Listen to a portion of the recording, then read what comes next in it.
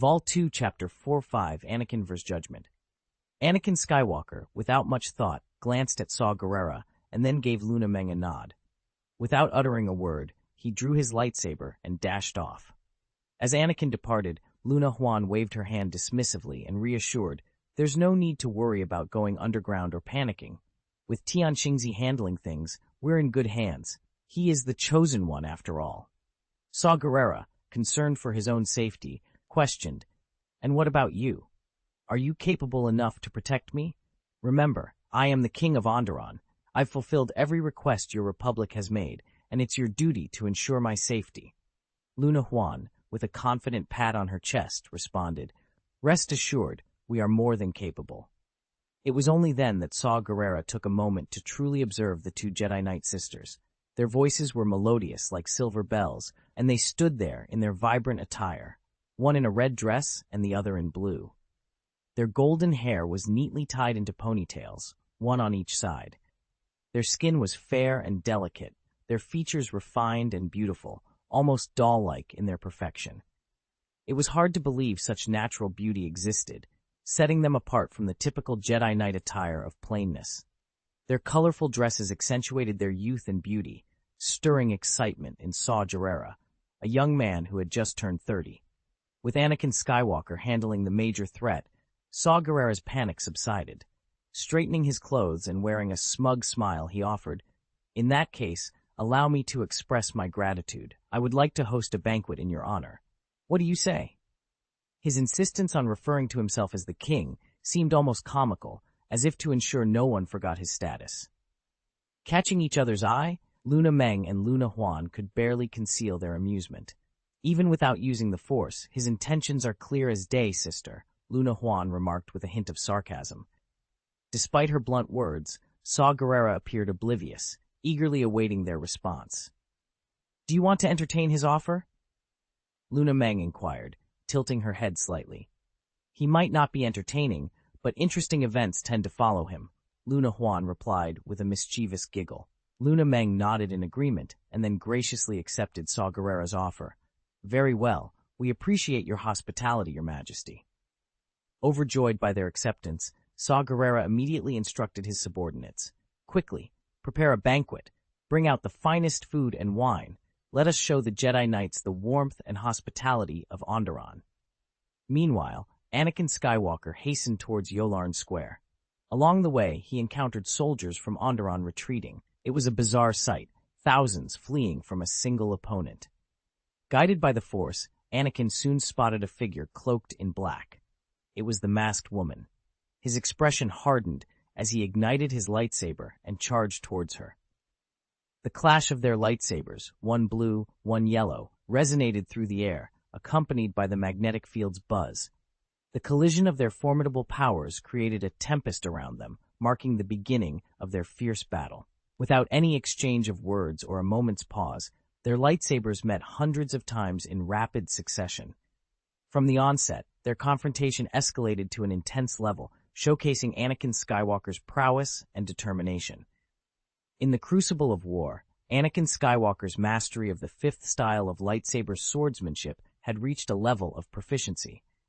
This unique style was a hybrid, combining the defensive techniques of the third style, Soresu, with the aggressive maneuvers of the fourth style, Ataru. It comprised two distinct forms, the defensive Xian and the offensive Gemso. After extensive refinement, this fifth style allowed for seamless transitions between defense and offense, marking it as both a formidable and complex form of combat. In Anakin's hands, this swordsmanship unleashed shed its full potential, his innate understanding and prowess with the Force elevating him to a level of invincibility among the Jedi Knights. The duel unfolded in silence, the combatants moving with such speed that they appeared as mere blurs to onlookers. Even the most sophisticated technology failed to capture their swift movements. The soldiers of Onderon, realizing the futility of their involvement, withdrew in haste. The sight of a lightsaber, leaving a fleeting mark on a tank's armor, was enough to signal their retreat. They scattered, eager to avoid becoming collateral damage in a battle far beyond their capacity. Anakin, from the onset, sensed a unique presence in the Force emanating from his masked adversary.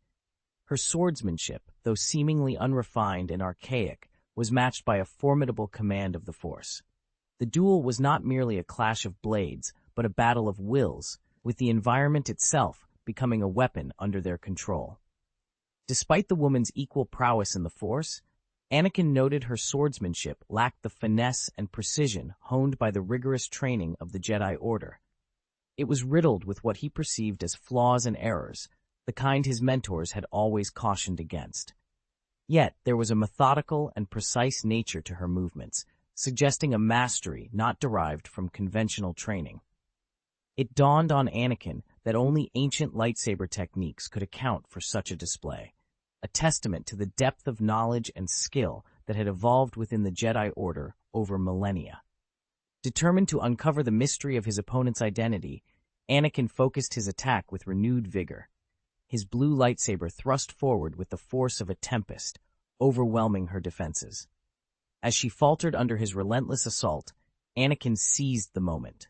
With a swift application of the Force, he commandeered the wreckage of a nearby tank, turning it into an improvised weapon in a final bid to secure victory.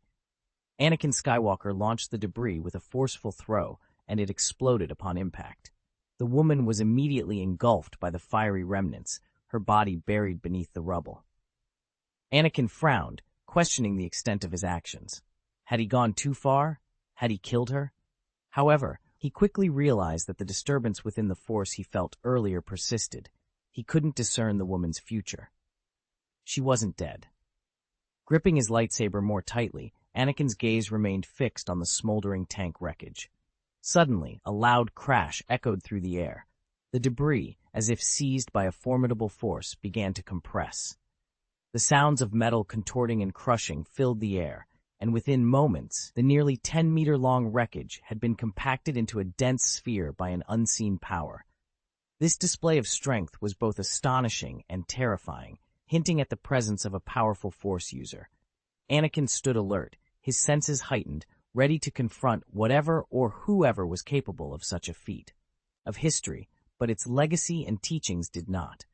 Some of us continued to follow its path, albeit in the shadows, away from the eyes of the Galactic Republic and the Jedi Order, Judgment explained, her voice calm, yet carrying an undeniable weight of conviction. The wreckage of a defeated tank had been crushed into a compact sphere by an unseen force, a testament to the terrifying power at play. Even Anakin Skywalker, a seasoned warrior, was taken aback by the sight. Crushing a piece of paper is simple, but compressing it into a dense ball requires significantly more strength. The tank's remains had been transformed into a dense iron sphere, less than 2 meters in diameter, radiating intense heat as it hurtled towards Anakin. Aware of the danger, Anakin instinctively dodged. The sphere's passage was marked by a near miss with a bolt of lightning, its aftermath sending a painful shock through his body. Turning his gaze towards the source, Anakin's eyes widened in horror. The woman, previously obscured by the wreckage, now stood enveloped in a dark, powerful aura, the dark side of the Force. Throughout their encounter, Anakin had only sensed the light side of the Force in this woman, leading him to believe she might be a rogue Jedi. However, the truth now revealed itself starkly. She had succumbed to the dark side, and her power was formidable. "Who are you? Why have I never heard of you?" Anakin demanded, his voice tense with the realization that a Force user of her caliber did not emerge out of nowhere. Judgment approached slowly, discarding her tattered black cloak to reveal a sleek combat uniform that provided protection while accentuating her athletic build. Her face remained hidden behind a mask, from which a thick braid flowed, adorned with 2 black feather wings. Around her neck, a golden piece of jewelry clutched her skin with 6 ferocious claws, resembling a scorpion. "You can call me Judgment," she stated, her tone even. "Judgment? What connection do you have with Master Depa Billaba? And what about the dead angel?" Anakin pressed, his curiosity piqued. Judgment was forthright in her response. "Depa Billaba? No, she is now the priestess. As for the dead angel, I am acting under his guidance." "You were once a Jedi, and now you've fallen, just like Depa Billaba," Anakin exclaimed, piecing together her past. "The priestess and I have embraced the darkness, but we are not corrupted," Judgment clarified. "What about you? Why do you continue to fight for the Galactic Republic?" Because I am a Jedi Knight. It is our duty to maintain the peace and unity of the Galactic Republic, Anakin declared. I remember things differently, Judgment countered. The Galactic Republic was our ally, and we acted independently. Our mission was to eradicate darkness and maintain the balance of the Force. Serving the Galactic Republic was never part of our creed. Who are you really? You're not just any Jedi Knight, but I've never seen you in the Jedi Order, Anakin said, his expression serious. I was once part of the Jedi Covenant, Judgment revealed. The Jedi Covenant? The Force organization that vanished 4,000 years ago, Anakin responded in shock. I thought they disbanded. The Jedi Covenant did fade from history, but its essence and teachings lived on. Some of us continued its mission in secrecy, hidden from the Galactic Republic and the Jedi Order, Judgment explained, her voice resonating with the depth of her conviction and the long, hidden history she represented. 4,000 years of history. And now I find myself aligned with the Twilight Covenant, the judge revealed. So you've all succumbed to the dark side? The ancient Jedi texts were accurate then. The Jedi Covenant was formed by a faction of extremist Jedi warriors. It's no wonder you've embraced the darkness, Anakin remarked. Now, it's your turn to answer my question, the judge demanded. What are you fighting for? Why does the Jedi Order support a tyrant like Saw Gerrera? We're not backing that tyrant. We're striving to end this war. Our goal is to restore peace and unity to the galaxy. Anakin retorted sharply. A slight smile could be discerned beneath the judge's mask. I see. It appears I've strayed from the path I once vowed to uphold, and the Jedi Order, now entangled in politics, has indeed reached its inevitable decline. What are you implying? What day are you talking about? Anakin asked through clenched teeth. Judgment, the judge simply stated, and in an instant vanished from sight. In the blink of an eye, she reappeared before Anakin, her yellow lightsaber descending with unstoppable force.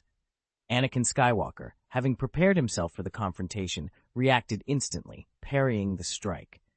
Yet he was taken aback to discover that the dynamics of their duel had drastically changed. The judge's swordsmanship, archaic and seemingly flawed to Anakin's eyes, now carried an overwhelming dark side energy with each swing, rendering him breathless. After exchanging more than a dozen blows, Anakin found himself on the defensive, utterly overpowered. Despite his formidable strength and masterful swordplay, he barely managed to fend off the attacks, realizing he couldn't sustain this defense much longer. Was this the true might of this adversary? Suddenly, Anakin's attention was drawn to the grotesque golden ornament adorning the judge's neck, resembling a scorpion. To his horror, it seemed as though the ornament's 6 scarlet gemstone eyes were glaring directly at him. Anakin initially dismissed this as an illusion, recognizing that the eyes were merely rubies. However, he soon felt a sinister and alien force emanating from the ornament, invading his body as if countless vermin were burrowing within him, gnawing their way towards his brain through his bloodstream. You! Ah! Overwhelmed by an excruciating pain, Anakin couldn't help but scream. Yet, even in agony, he clung to his last shred of consciousness, channeling his most potent force to counteract this invasive energy. His efforts proved somewhat effective, as the dark force seemed to recoil from his raw power, gradually dissipating under its assault. Nevertheless, the ordeal forced Anakin to expend all his energy resisting this malevolent force, leaving him powerless to confront the judge any further. Vol 2, Chapter 1407, Dream or Illusion. The scenery before Anakin Skywalker's eyes began to warp and twist, compelling him to instinctively step back. It was then he noticed the soldiers from the planet Onderon, who had previously scattered in all directions, now running back towards him. Their movements were peculiar, almost unnatural. Suddenly, one of the Onderon soldiers let out a ferocious roar, his mouth unnaturally wide, as he lunged at Anakin with sharp, claw-like hands. Reacting on instinct, Anakin swung his lightsaber, slicing the soldier in two. Yet, astonishingly, the bisected soldier continued to crawl towards him, displaying an unnerving tenacity. The situation escalated as more soldiers, now morphing into monstrous forms, charged at him. To Anakin's horror, some of the fully transformed monsters began to manipulate blaster rifles, managing to fire shots despite their grotesque forms. Anakin retreated swiftly, deflecting blaster shots with his lightsaber, his mind racing for a solution. Meanwhile, Judgment, another figure on the battlefield, stood still, her gaze fixed towards the Temple of Unification. Her posture was one of readiness, a warrior poised for the impending battle. Just 10 minutes earlier, within the Temple of Unity's banquet hall, Saw Gerrera, the reigning king of Onderon, was hosting a banquet.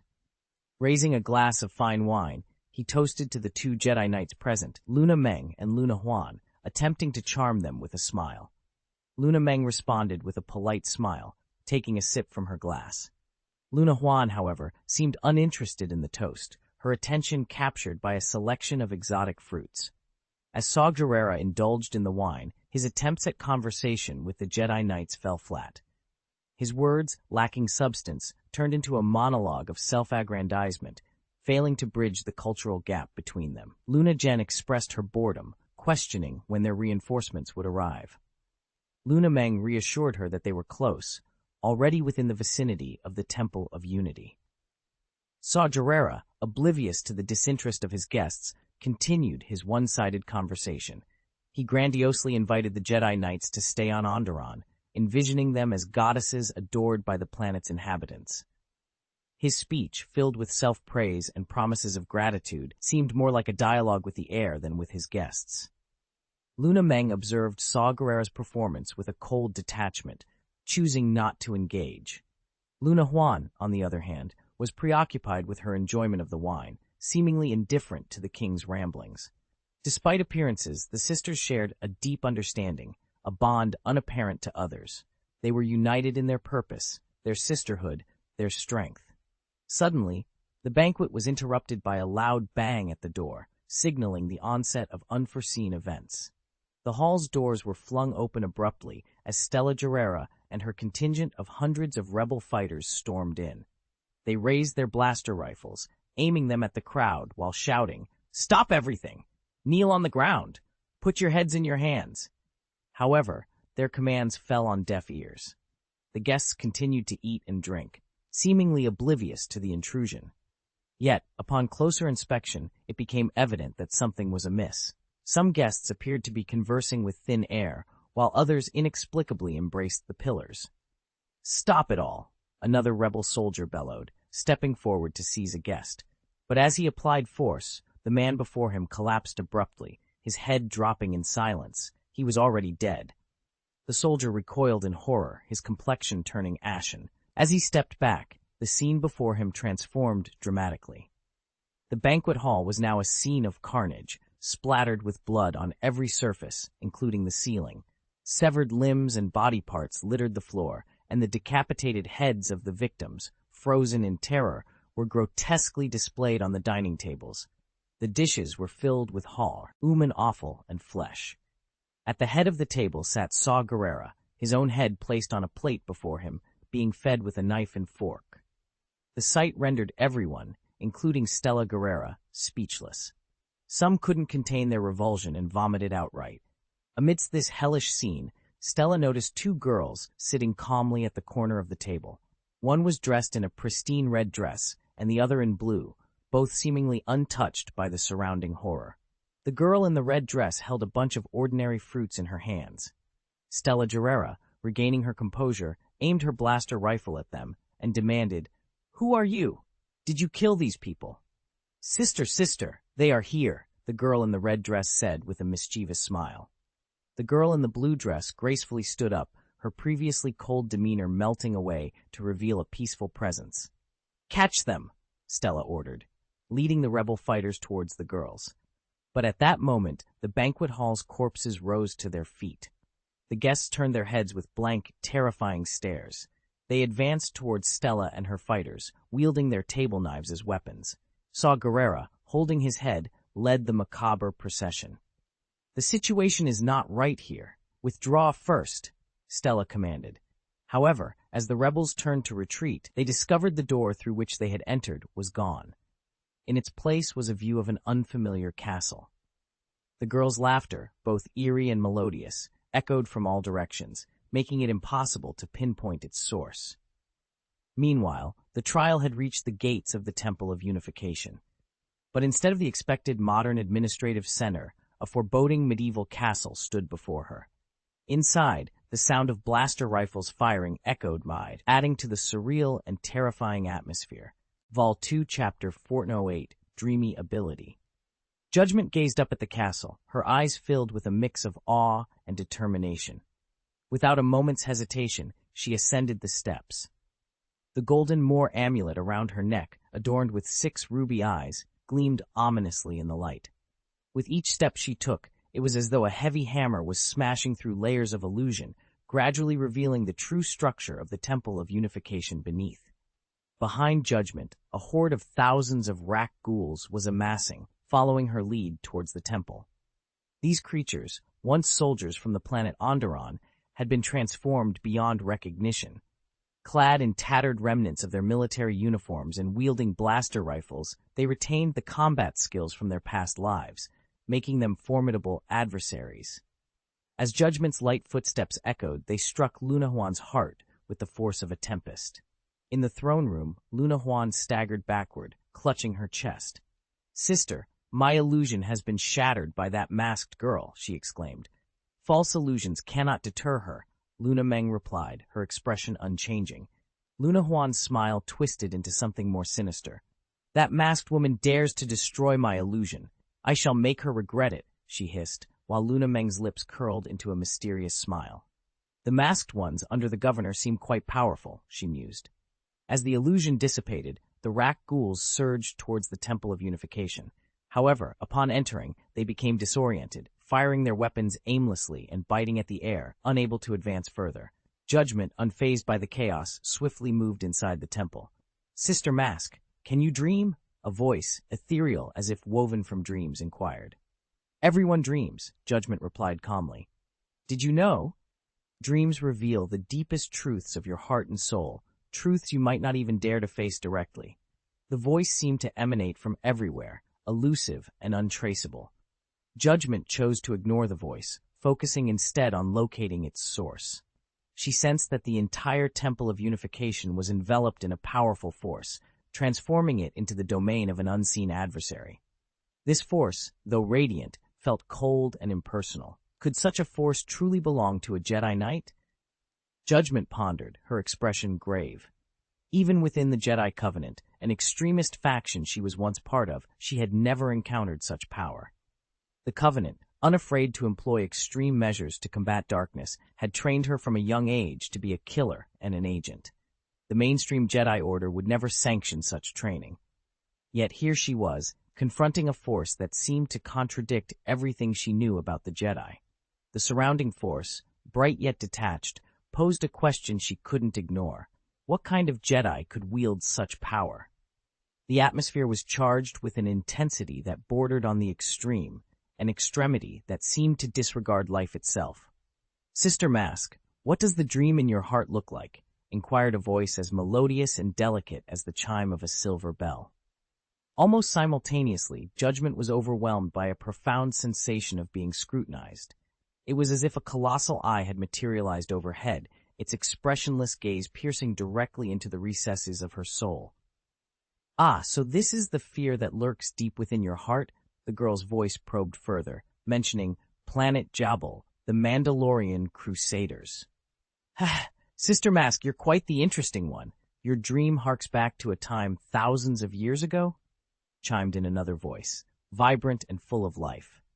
The way they casually remarked on her dream unsettled her. Judgment's expression darkened, and she instinctively retreated several steps. Who could this adversary be? They had managed to delve into her very soul. For a Jedi Knight, the soul is the essence of their being, the cornerstone of their connection to the Force. To have one's soul laid bare in Sekes, H. manner during combat, spelled nothing but defeat. The ability to infiltrate someone's mind through their dreams was a terrifying power indeed. Suddenly, Judgment was enveloped by a bone-chilling cold. She glanced around, only to find herself in a landscape transformed into ice and snow, standing amidst a frozen military base. Planet Jabal, the vanguard of the Mandalorian Crusaders. "Sister Mask, since my sister has glimpsed the dream within your heart, allow me to bring that dream to life. Enjoy the reality of your dream." "Heh," the lively voice teased. Judgment swiftly turned towards the source of the sound, spotting two girls, one clad in red and the other in blue, standing amidst the frost, their hands classively intertwined, observing her with evident fascination. Karma! A guttural roar erupted from beneath the ground. Judgment reacted instantly, leaping aside just as the ice where she had been standing shattered. A jet-black hand burst forth, followed by a lark ghoul, its form emerging from the depths. The ghoul, still donned in the tattered remnants of Mandalorian Crusader armor, presented a sight both grotesque and terrifying, its body a mass of decay. Katsa! Katsa! Katsa! The ice around her fractured further as more decaying Rark ghouls clawed their way to the surface. Planet Jabul, the Mandalorian crusade that I obliterated, Judgment whispered to herself. Ow! The Lark ghouls advanced, their claws outstretched, a menacing horde intent on her destruction.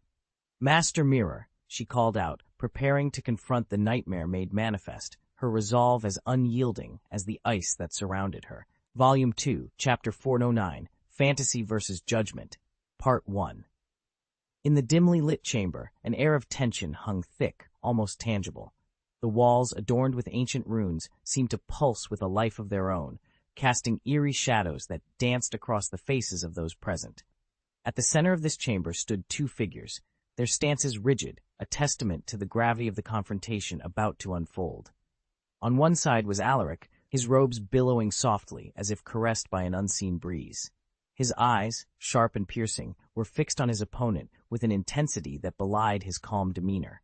Alaric was the embodiment of fantasy, a master of illusions and manipulations, capable of bending reality to his will. Opposite him stood Eleanor, her posture exuding confidence and determination. Clad in armor that gleamed even in the dim light, she was the personification of judgment. Her gaze, unwavering and resolute, met Alaric's without faltering. Eleanor's strength lay in her clarity of mind and her unyielding resolve, making her the perfect foil to Alaric's enigmatic nature. The air between them crackled with the anticipation of the clash to come. It was not just a battle of strength, but of ideologies. Fantasy versus judgment, illusion against reality, the contest promised to be one for the ages. Alaric made the first move, his hands weaving intricate patterns in the air. The chamber's atmosphere shifted, the shadows lengthening and twisting into grotesque shapes. Reality seemed to warp as Alaric's magic took hold, creating a labyrinth of illusions designed to ensnare the mind and spirit. Eleanor, however, remained undaunted. Her eyes, trained to see through deception, pierced through the illusions with unwavering focus. She advanced steadily, her movements deliberate and measured. With each step, the illusions dissipated, unable to withstand the force of her conviction. The battle raged on, a mesmerizing dance of power and will. Alaric's fantasies grew more elaborate, more desperate, as he sought to overwhelm Eleanor's defenses. But with each attempt, Eleanor's judgment proved stronger, her resolve firmer. As the final illusion shattered, leaving Alaric exposed and vulnerable, Eleanor paused. Her sword, a mere inch from his throat, gleamed coldly in the dim light. The chamber fell silent, the only sound the ragged breathing of the two combatants. In that moment, it was clear that judgment had triumphed over fantasy. But rather than deliver the final blow, Eleanor lowered her sword.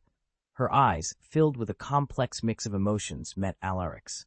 "This battle is over," she declared, her voice steady, yet not without a hint of respect. "But let this not be the end of our discourse. Fantasy and judgment, though opposing forces, are not enemies. Together, they can forge a path to a greater understanding." Alaric, taken aback by her magnanimity, could only nod in acknowledgement. As the tension dissipated, the chamber's oppressive atmosphere lifted, replaced by a sense of newfound respect between the two adversaries. The confrontation between fantasy and judgment had ended, not with the defeat of one, but with the acknowledgement of the value of both.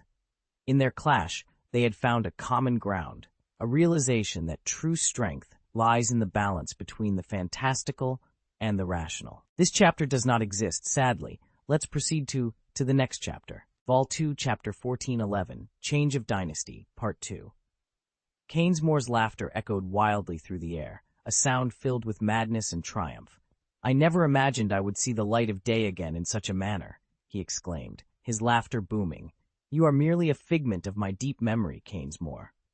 Darth Malthael obliterated you long ago, scattering your soul to the winds." Judgment responded calmly. Canesmore's grin widened. his laughter taking on a manic edge. In the realm of the original Force, absolutes are a myth. It's been 4,000 years, and we know each other inside out. The version of me that exists in your memory now is as good as resurrected, he declared. My soul wandered the dungeons of planet Terrace for over 3,000 years until you stumbled upon it. No one understands this state better than I do. But the moment I open my eyes, you'll vanish completely. Judgment countered. Enough of this. Kainsmore laughed heartily, turning his attention to the Dream Sisters attempting to flee. You two naive girls think you can manipulate the hearts of others? You're not qualified. With those words, his form began to expand exponentially, transforming into a towering giant, 100 meters tall. His palm, now the size of a basketball court, swept through the air, obliterating the illusion with its immense force. The ground trembled, as if struck by a powerful earthquake, when his palm made contact. The Dream Sisters coughed up blood, their bodies flung against the wall as if struck by an invisible force. Kainsmore's laughter filled the air once more as he prepared to deliver another devastating blow to the sisters. Luna Huan, despite the blood covering her face and the distortion of her features, managed to smile, though her eyes betrayed no joy as she watched the enormous palm descend. Luna Meng attempted to rise and shield her sister, but she was too late. Suddenly, a bright blue light appeared, intercepting the blow, a lightsaber, followed by another.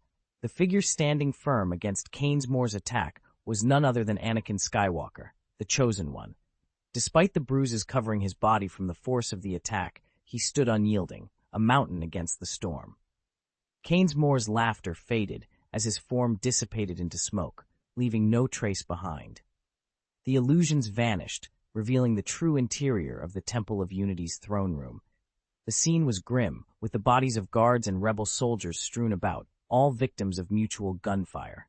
Stella Guerrera and a handful of rebel fighters lay unconscious nearby. On the throne sat the lifeless body of Saw Gerrera, dressed in fine clothes, a ribbon across his shoulder, a gunshot wound to his chest.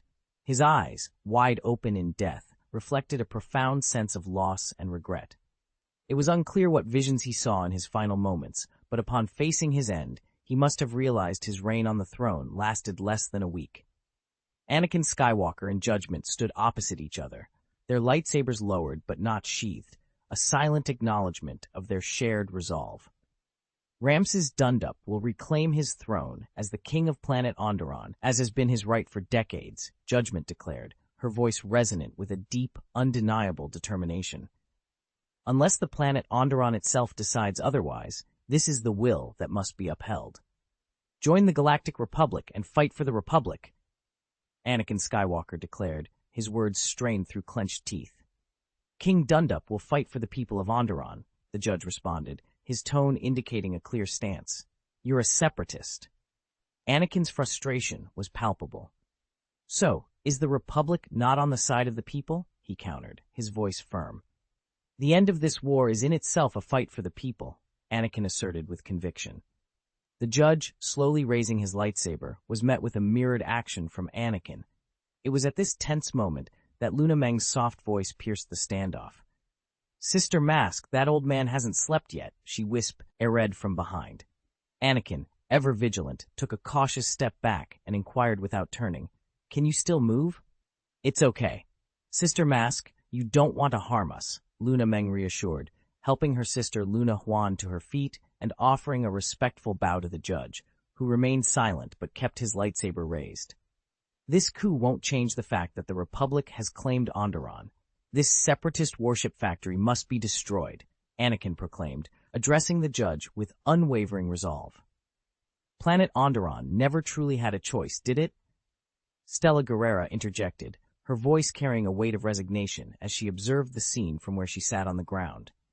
Anakin, maintaining his guard, began to retreat from the throne room, step by cautious step. Shortly after, a spaceship ascended from the spaceport outside the temple, vanishing into the sky. An hour later, Ramses Dundup, the rightful king of Onderon, returned to the Temple of Unity and declared his intention to restore his rule over Onderon. He denounced the Sanji Rush government, the Kalani military regime, and the Sogorella rebel government as illegitimate. His claim was swiftly supported by the royal guards of Onderon and a significant portion of the populace, weary from the turmoil under the previous governments.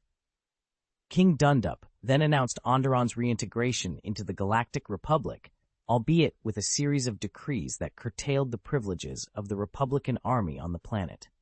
The Royal Guard was tasked with maintaining law and order in Izzy City, empowered to arrest and, if necessary, use force against any Republic soldiers who resisted. This directive led to inevitable clashes between the Royal Guard and Republic soldiers, with the former proving to be more organized and effective. Numerous Republic soldiers were arrested, tried, and their crimes reported directly to Wilhuff Tarkin through official channels. The news reached Coruscant, prompting Speaker Schiff Palpatine of the Galactic Republic to issue an executive order in support of King Dundup's restoration. Given Dundup's legitimate claim to the throne and his status as a member of the Galactic Republic, there was no basis for opposition.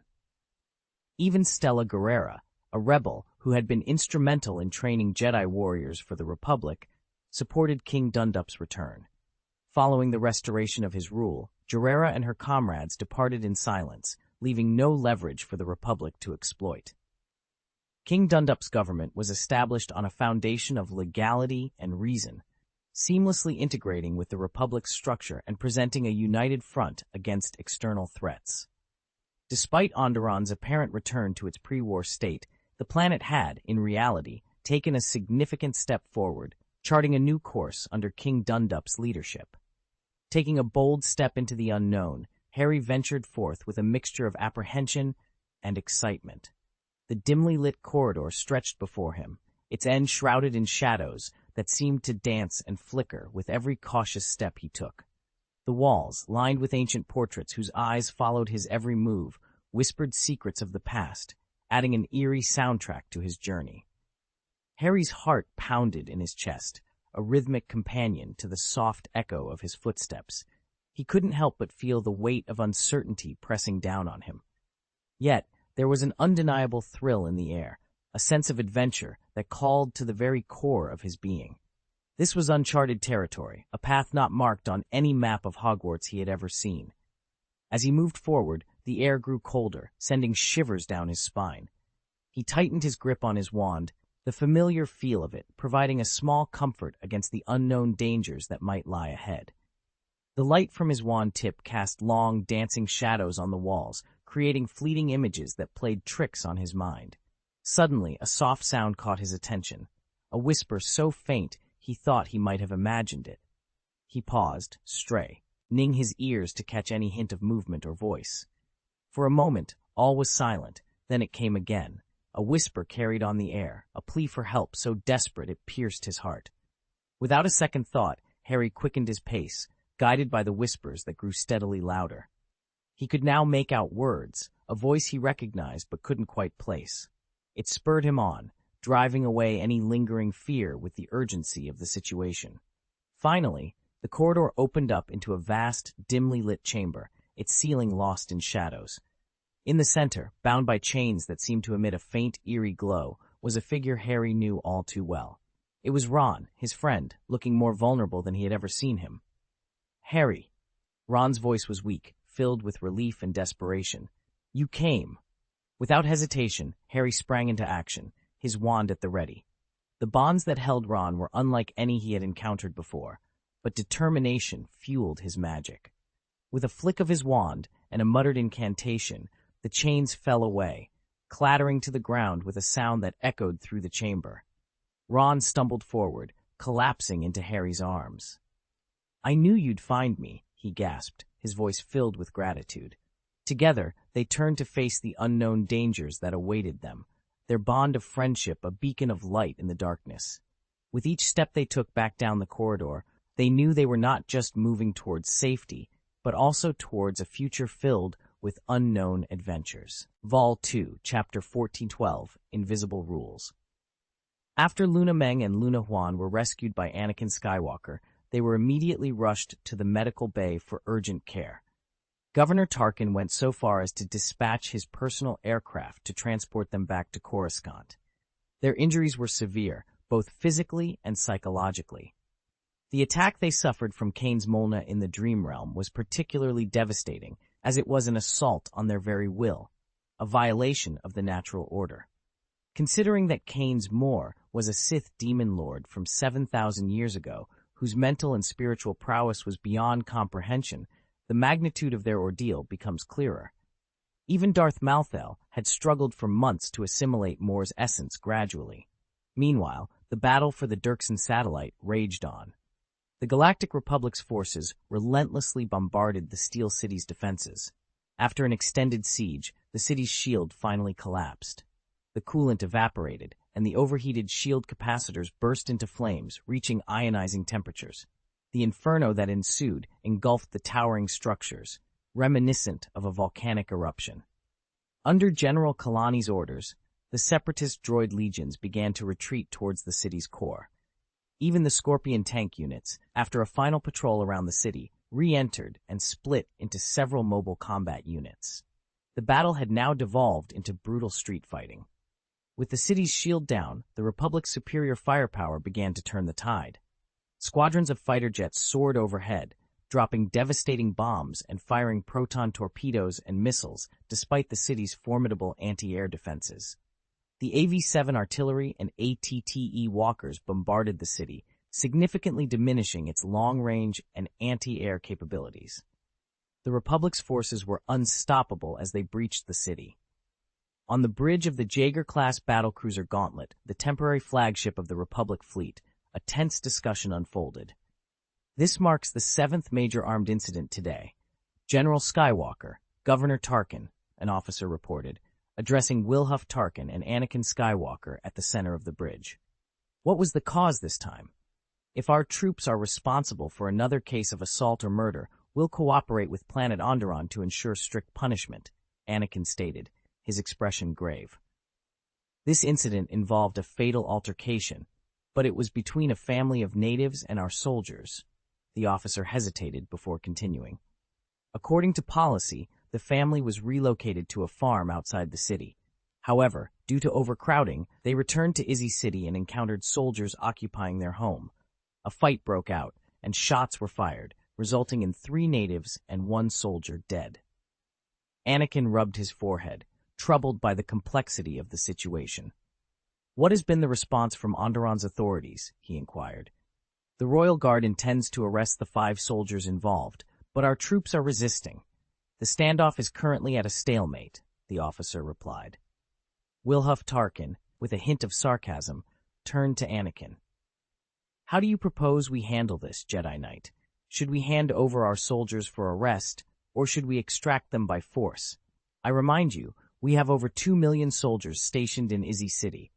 The implications of either choice are significant." The situation highlighted the invisible rules governing the interactions between the Galactic Republic's military forces and the local populations they encountered. The delicate balance of power, justice, and diplomacy was always at risk of tipping into conflict, underscoring the complexities of war and occupation. Robbing a few people, even if it means wiping out the entire Royal Guard, poses no problem. Anakin fell into a contemplative silence. Wilhuff Tarkin, standing behind him, broke the silence. "It's a difficult situation, isn't it? We are the ones who have shed blood for the Galactic Republic, fighting against those who uphold separatism. Yet it is they who managed to build behemoth-class battleships for their cause. And now, they have the audacity to arrest our people and halt our operations, something even the main forces of the separatists cannot achieve." Anakin remained silent, lost in thought. "I can share some statistics with you, though I suspect you're already aware," Tarkin continued, hands clasped behind his back. "Since Ramses Dundup reclaimed his throne, our army's access to medical resources in Izzy City has decreased by 12%. This is because he insisted on allocating a portion of medical droids and medicines for the local populace. Concurrently, the percentage of our troops stationed in temporary tents on the city's outskirts has risen by 22%. Our soldiers' access to entertainment has plummeted by nearly 40%. Do you understand what this signifies?" He stepped forward, positioning himself beside Anakin Skywalker. "You, a valiant warrior, have significantly altered my previous perceptions of Jedi Knights. You, of all people, should understand what soldiers crave most after surviving the horrors of the front lines. They yearn for a glass of fine wine, a succulent piece of barbecue, an engaging holographic game, and a warm embrace. But what does the planet Onderon offer our soldiers? A cold smile played at the corner of his mouth. They're greeted with rationed supplies, subpar entertainment, cold tents, and the incessant protest marches. My cousin fought in the Stark Hyperspace War 20 years ago. I can tell you, ordinary soldiers are psychologically vulnerable. They are not emotionless clones, but flesh and blood individuals with families. To sustain their morale, we must exert greater effort. But now, Tarkin leaned closer to Anakin, his voice a whisper. Certain rules are decimating our soldiers, not through weapons, but through a seemingly harmless existence. I believe you now understand what I've previously mentioned about fear and deterrence. Turning to the officer, he commanded loudly, "Assemble a law enforcement team. Equip them with the combat armor from the clones we've brought, and arm them with tasers. We'll forcibly retrieve our people. Even if our soldiers have committed heinous acts, it is our military tribunal that should judge them. Should the Royal Guard dare to fire upon us, we will respond in kind." "Understood." The officer immediately snapped to attention, responding with vigor. Anakin Skywalker closed his eyes, aware that the Royal Guards would not easily relent. Today's confrontation was bound to escalate into a debacle. Yet, "You're right, at least regarding this matter," Anakin said coldly, making his way to the exit. "Recovered already? What's your plan?" Tarkin inquired. "I will lead a commando unit to infiltrate the city, locate and eliminate the separatist J-1 proton cannon. This will ensure that our Army's Cheer-class assault landing ships can safely enter the atmosphere of the Dirksen satellite," Anakin explained, nodding to Ahsoka Tano beside him. "Let's go, little one." Vol 2, Chapter 1413, A Sudden Incident. The incident unfolded abruptly, with ashes scattering into the air, carried away by the sea breeze, and eventually merging with the sea in a solemn reminder of the cycle of life and death. Stella Guerrera stood on the deck of a seaboat, clutching the urn that bore her brother Saw Gerrera's name. Her gaze, lost in thought, followed the Republic fighter jets as they streaked across the sky, then shifted towards Izzy City. Behind her, a mere 5 rebel fighters and the enigmatic figure known as Judgment stood in silent support. "I appreciate your presence here, Judgment," Stella expressed her gratitude. "I'm merely seizing the opportunity. There's an offshore factory ahead where I can acquire a spaceship without drawing undue attention," Judgment responded, her tone indifferent. "Are you feeling all right? You had a confrontation with those Jedi Knight sisters," Stella inquired, concern lacing her words. "My concern was more about Kane's Moore, but now he's gone, living only in my memories," Judgment replied. "As for the sisters, they pose no greater threat to me than any other young Jedi might." Stella sighed, but for ordinary people, or those less powerful, facing them is akin to confronting the very demons within. "And what about you? If you were willing, King Dundup would surely offer you a reward," Judgment probed. Stella shook her head. "That's not what I desire, nor what Dundup or the people of planet Onderon seek. Those who choose to stay do so for power, wealth, to oppose the Galactic Republic, or to save others. But choosing to stand with me is for a nobler cause." "What cause is that?" Judgment pressed. "A vision where all beings are equal, free from oppression, and the planet enjoys peace and stability," Stella articulated her dream. "For this vision, I will venture far to find the answers." She paused, then added, "Will you join me?" Neither separatism nor allegiance to Dawn Planet offers a solution. Regardless of this war's outcome, what emerges from its ruins will only be more extreme and terrifying entities. "I must admit, your way of thinking is what I've despised the most, even 4,000 years ago. It's precisely why the Jedi Covenant split from the Jedi Knights." Judgment turned to face Stella, a smile discernible beneath her mask. "But I respect your choice, because you have one." With those final words, Judgment looked towards the approaching offshore factory, leaped from the boat, and sped across the sea.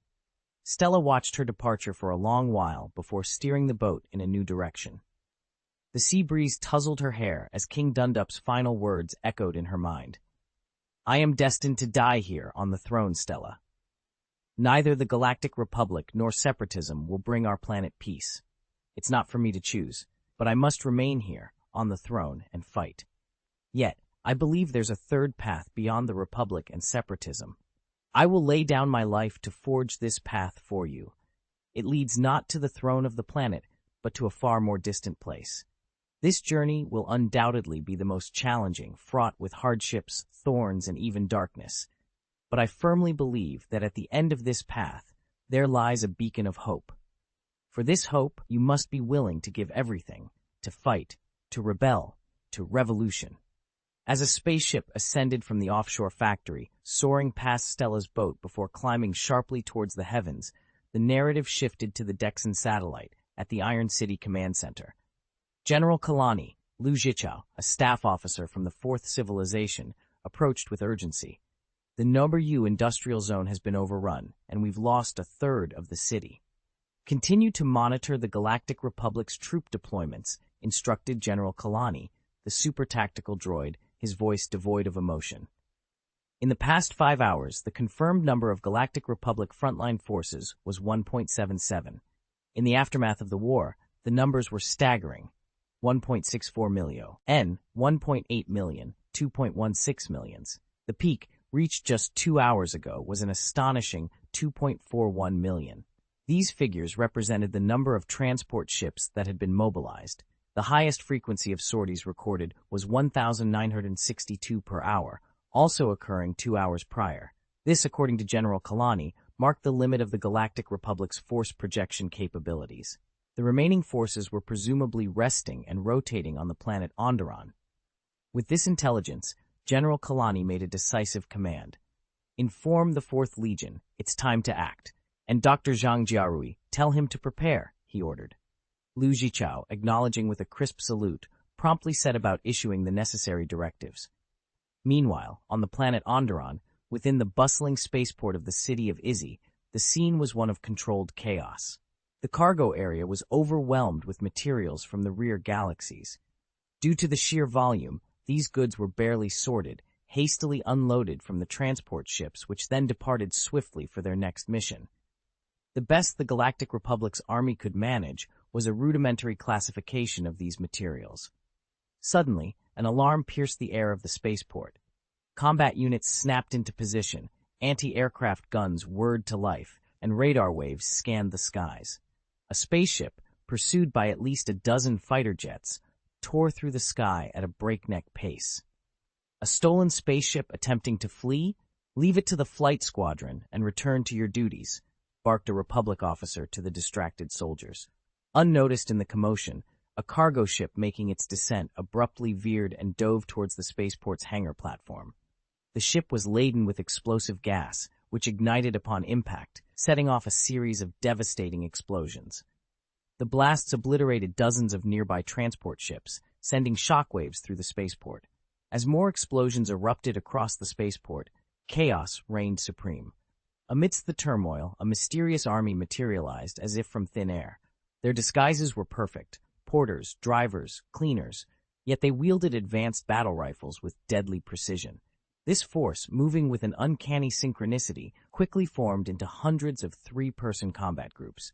Their efficiency in combat was unparalleled. They exploited the chaos, penetrating deep into the spaceport, sabotaging supplies, commandeering ships, and overwhelming the soldiers of the Galactic Republic with ease. The ordinary soldiers stood no chance against this onslaught. Many were cut down by precise shots the moment they appeared. As this enigmatic force advanced, they strategically placed bombs at critical junctures, sowing destruction in their wake. To those familiar with the military of the Galactic Republic, this unit's identity would not have been a mystery had they donned their standard N7 combat uniforms. This force was none other than the infamous Fourth Legion. Vol 2, Chapter 14, The Dixon Meat Grinder 5. In just 1 hour, over a dozen spaceports on the planet Onderon were subjected to coordinated attacks. The assailants, though numbering only a few hundred, were elite forces with formidable combat capabilities. Following the initial bombings, the defenders of these spaceports were thrown into disarray, rendering them incapable of repelling the elite squad's onslaught. Explosions rocked the cargo areas within the spaceports, leading to the destruction of valuable combat supplies. The attackers' objective was crystal clear. They aimed to obliterate a significant number of the Galactic Republic's transport ships. Although the materials destroyed were intended to support millions of troops, the attackers, being only several hundred in number, could not annihilate everything. However, with tens of thousands of troops stationed in the vicinity and potentially hundreds of thousands more in the city poised to respond, the attackers focused on disrupting the Republic's logistics, even if only for a brief moment. The attackers, members of the Fourth Army, had embraced the rebirth plan, willing to sacrifice their lives since death in battle would only result in the loss of their current memories. General Kalani had facilitated their infiltration onto Onderon several months prior, securing them official identities. Initially, the operation was to be led by Ulu Ulix. However, due to an unexpected assault by the Republic's Fourth Army on the planet Semirs, Ulu Ulix was redeployed for reinforcement, alongside Lieutenant General Dai Hongkui, the armored force commander initially designated to lead the Scorpion tank army on Onderon. In Dai Hongkui's absence, one of his former aides took command, leading the Scorpion tank corps to successful raids on the Dirksen satellite. They managed to destroy numerous artillery positions and the costly T self-propelled guns of the Galactic Republic. This meticulously planned operation saw the Fourth Army's soldiers embedding themselves within the local populace as porters, mechanics, cleaners, and security personnel. When the Galactic Republic seized Yinzi City, intending to transform it into a logistics base, the Fourth Army's soldiers, having blended with the evacuating civilians, re-entered the city under the guise of local laborers hired by the Republic. This strategic positioning allowed them unfettered access to the Republic's logistics operations. The timing for their decisive strike was chosen with precision. When the Republic's investment in transport and troops on the Dirksen satellite peaked, General Kalani unleashed the Fourth Legion. They wreaked havoc on the spaceports, sabotaging supplies, setting fires, and exploiting the ensuing chaos to destroy transport ships. The spaceports were effectively incapacitated by these raids, leaving nearly 3 million troops on the Dirksen satellite cut off from their supply lines. Concurrently, under General Kalani's directive, the Fourth Civilization's army on the Dirksen satellite launched a counteroffensive. Over 10,000 soldiers, supported by more than 100,000 combat robots, initiated an assault, marking the beginning of a fierce battle that would challenge the Galactic Republic's might. The assembly points of the Army of the Galactic Republic serve as temporary command centers established across various locations after the Republic forces secured a portion of the city. These centers, equipped with field hospitals and ammunition supply points, are crucial for the Army's operations, teeming with wounded soldiers and stocked with supplies and ammunition. The destruction of these assembly points would significantly weaken the Republic's military efforts. Adding to their troubles, the Scorpio tanks, numbering around 100, regrouped and launched a fierce attack on the Republic's forces and several major landing zones outside the city. General Kalani's timing for this counterattack was impeccably precise. Physically, the Republic's army has been engaged in intense combat on planet Dirksen for several days. Despite rotating troops, the relentless battles have taken a toll on the soldiers' physical condition.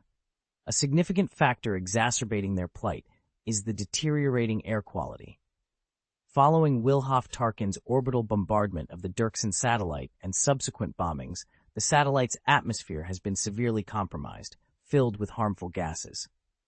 Republic soldiers are forced to wear respirators outdoors, which barely offer minimal protection against the toxic air, let alone maintain optimal health.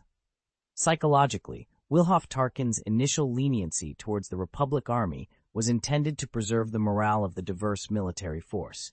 He assumed the conflict would conclude within a few days, justifying temporary recklessness. However, this approach backfired spectacularly when a coup erupted on planet Onderon, leading to King Ramses Dundup overthrowing the Saw Gerrera regime and reclaiming the throne. King Dundup's stringent countermeasures forced the Republic Army to exercise restraint, especially since Dundup escalated the issue to the Parliament, threatening Tarkin's political standing. For the Republic soldiers, This meant a grim return from the grueling battlefields of the Dirksen satellite to a life of bland food, overcrowded tents, strict military discipline, hay, and a lack of local services, as nearly all Onderon residents refused to assist the Republic soldiers. This significantly dampened the soldiers' morale and psychological state. Additionally, the commanders of the Republic forces experienced a sense of complacency. The heavy casualties inflicted by the steadfast defense of the Steel City on the Dirksen satellite, amounting to over 1 million, cast a long shadow over the commander's psyche. Thus, when the city's defenses were finally breached, the commanders sighed in relief, anticipating an easier battle ahead. This overconfidence grew as the defenders of the Steel City retreated, surrendering large portions of the city and seemingly offering the Republic forces a chance at victory. This is why General Kalani tasked his adjutant, Liu Jichao, with monitoring the number of transport ships and Republic troops. Kalani believed that when these numbers peaked, it would signal the Republic commanders' intent to press their advantage with their most significant strategic move. However, the reality was starkly different. After losing substantial ground, the Republic forces faced logistical challenges. Airdrops became risky due to the city's complex terrain and the constant threat of enemy fire, making it dangerous for transport ships to land indiscriminately. In the midst of battle, the difficulty of resupplying had significantly increased due to the extended distances involved.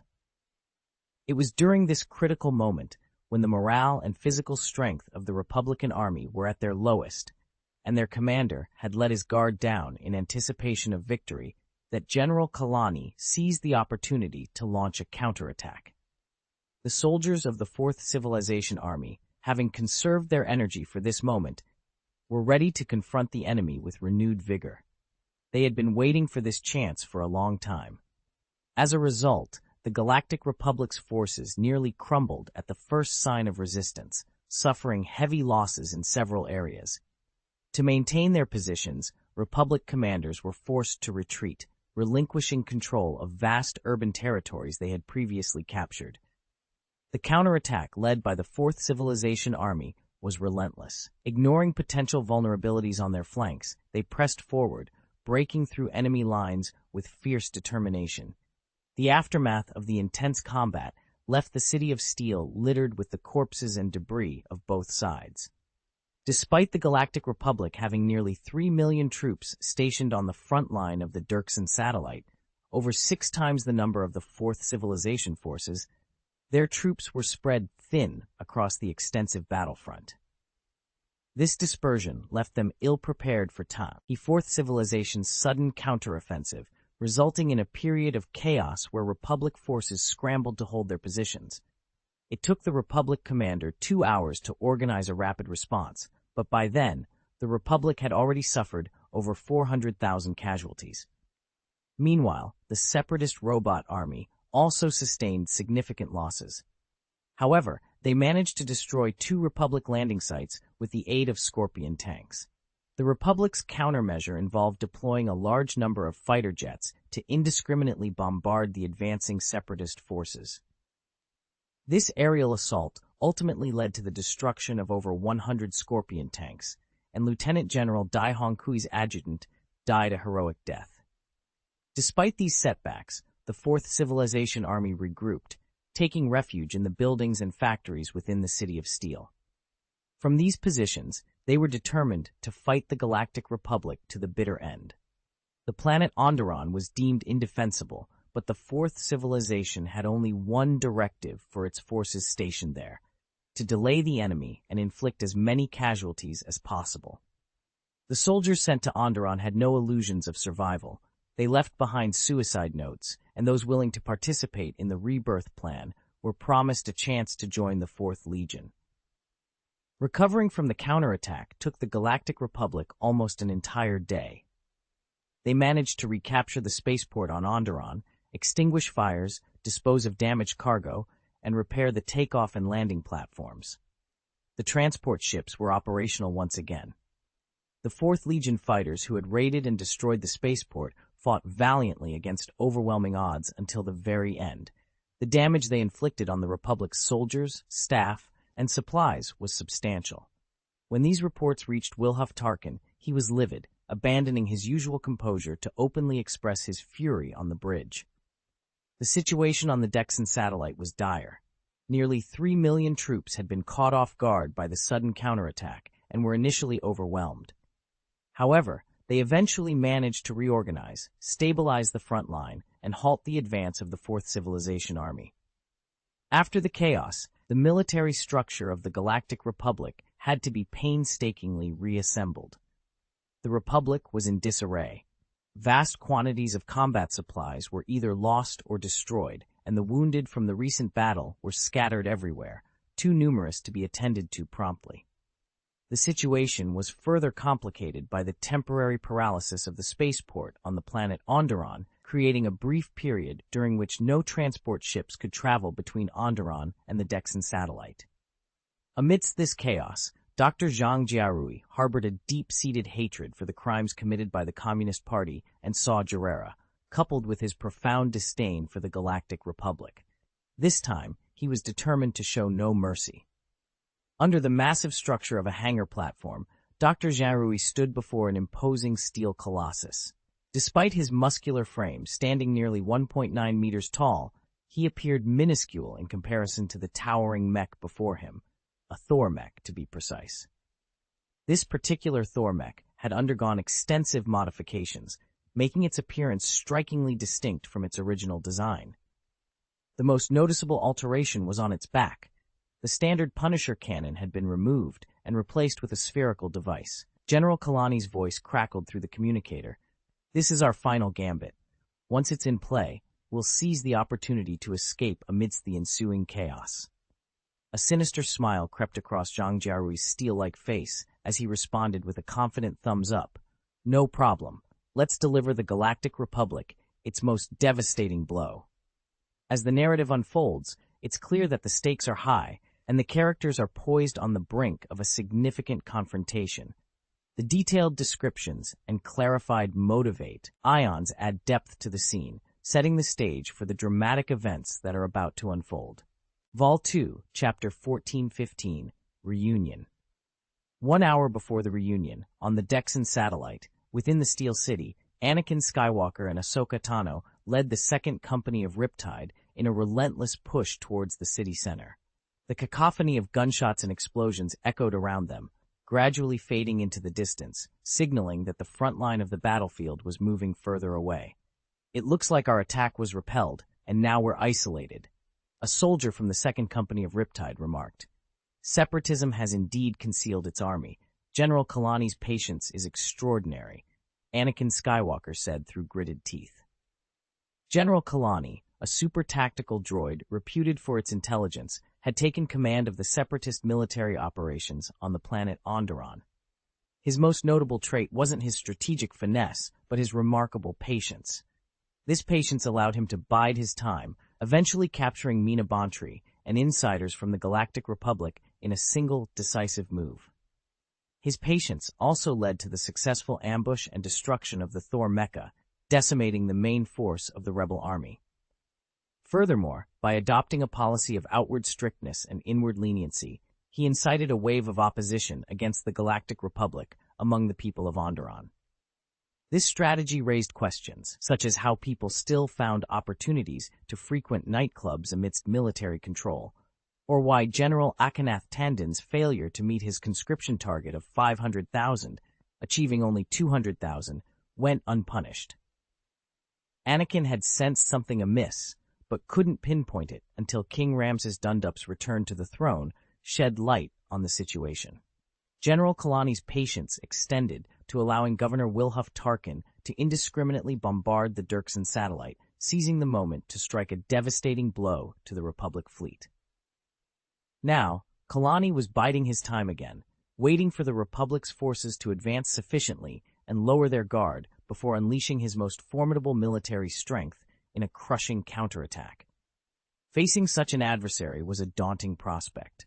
Anakin, with a determined look, gazed into the distance and said, "That's all right. The Separatist army isn't large, and they're committing everything to this counterattack, but we're safe for now. Follow me. I'll lead us to evade the Separatist forces. Our objective should be to locate the Separatist proton cannon, Ahsoka Tano interjected earnestly. Merely avoiding them won't suffice. We need to penetrate their core. As the war intensified, the lightness previously seen in the young girl's demeanor had vanished. Don't worry, I have a plan, Anakin reassured her. The proton cannon will undoubtedly be heavily guarded. It's unlikely there won't be any signs of it. The Force will guide us. Leading a team of over 100, Anakin navigated alongside an unfinished Behemoth-class battleship. In the vastness of space, the sheer scale of the battleship was more palpable. The cruiser's 1,300-meter length and 200-meter height were overwhelming, presenting an endless wall of steel that loomed oppressively. Anakin paused, closing his eyes for a brief moment before suddenly reopening them with a pointed direction. That way seemed suspicious.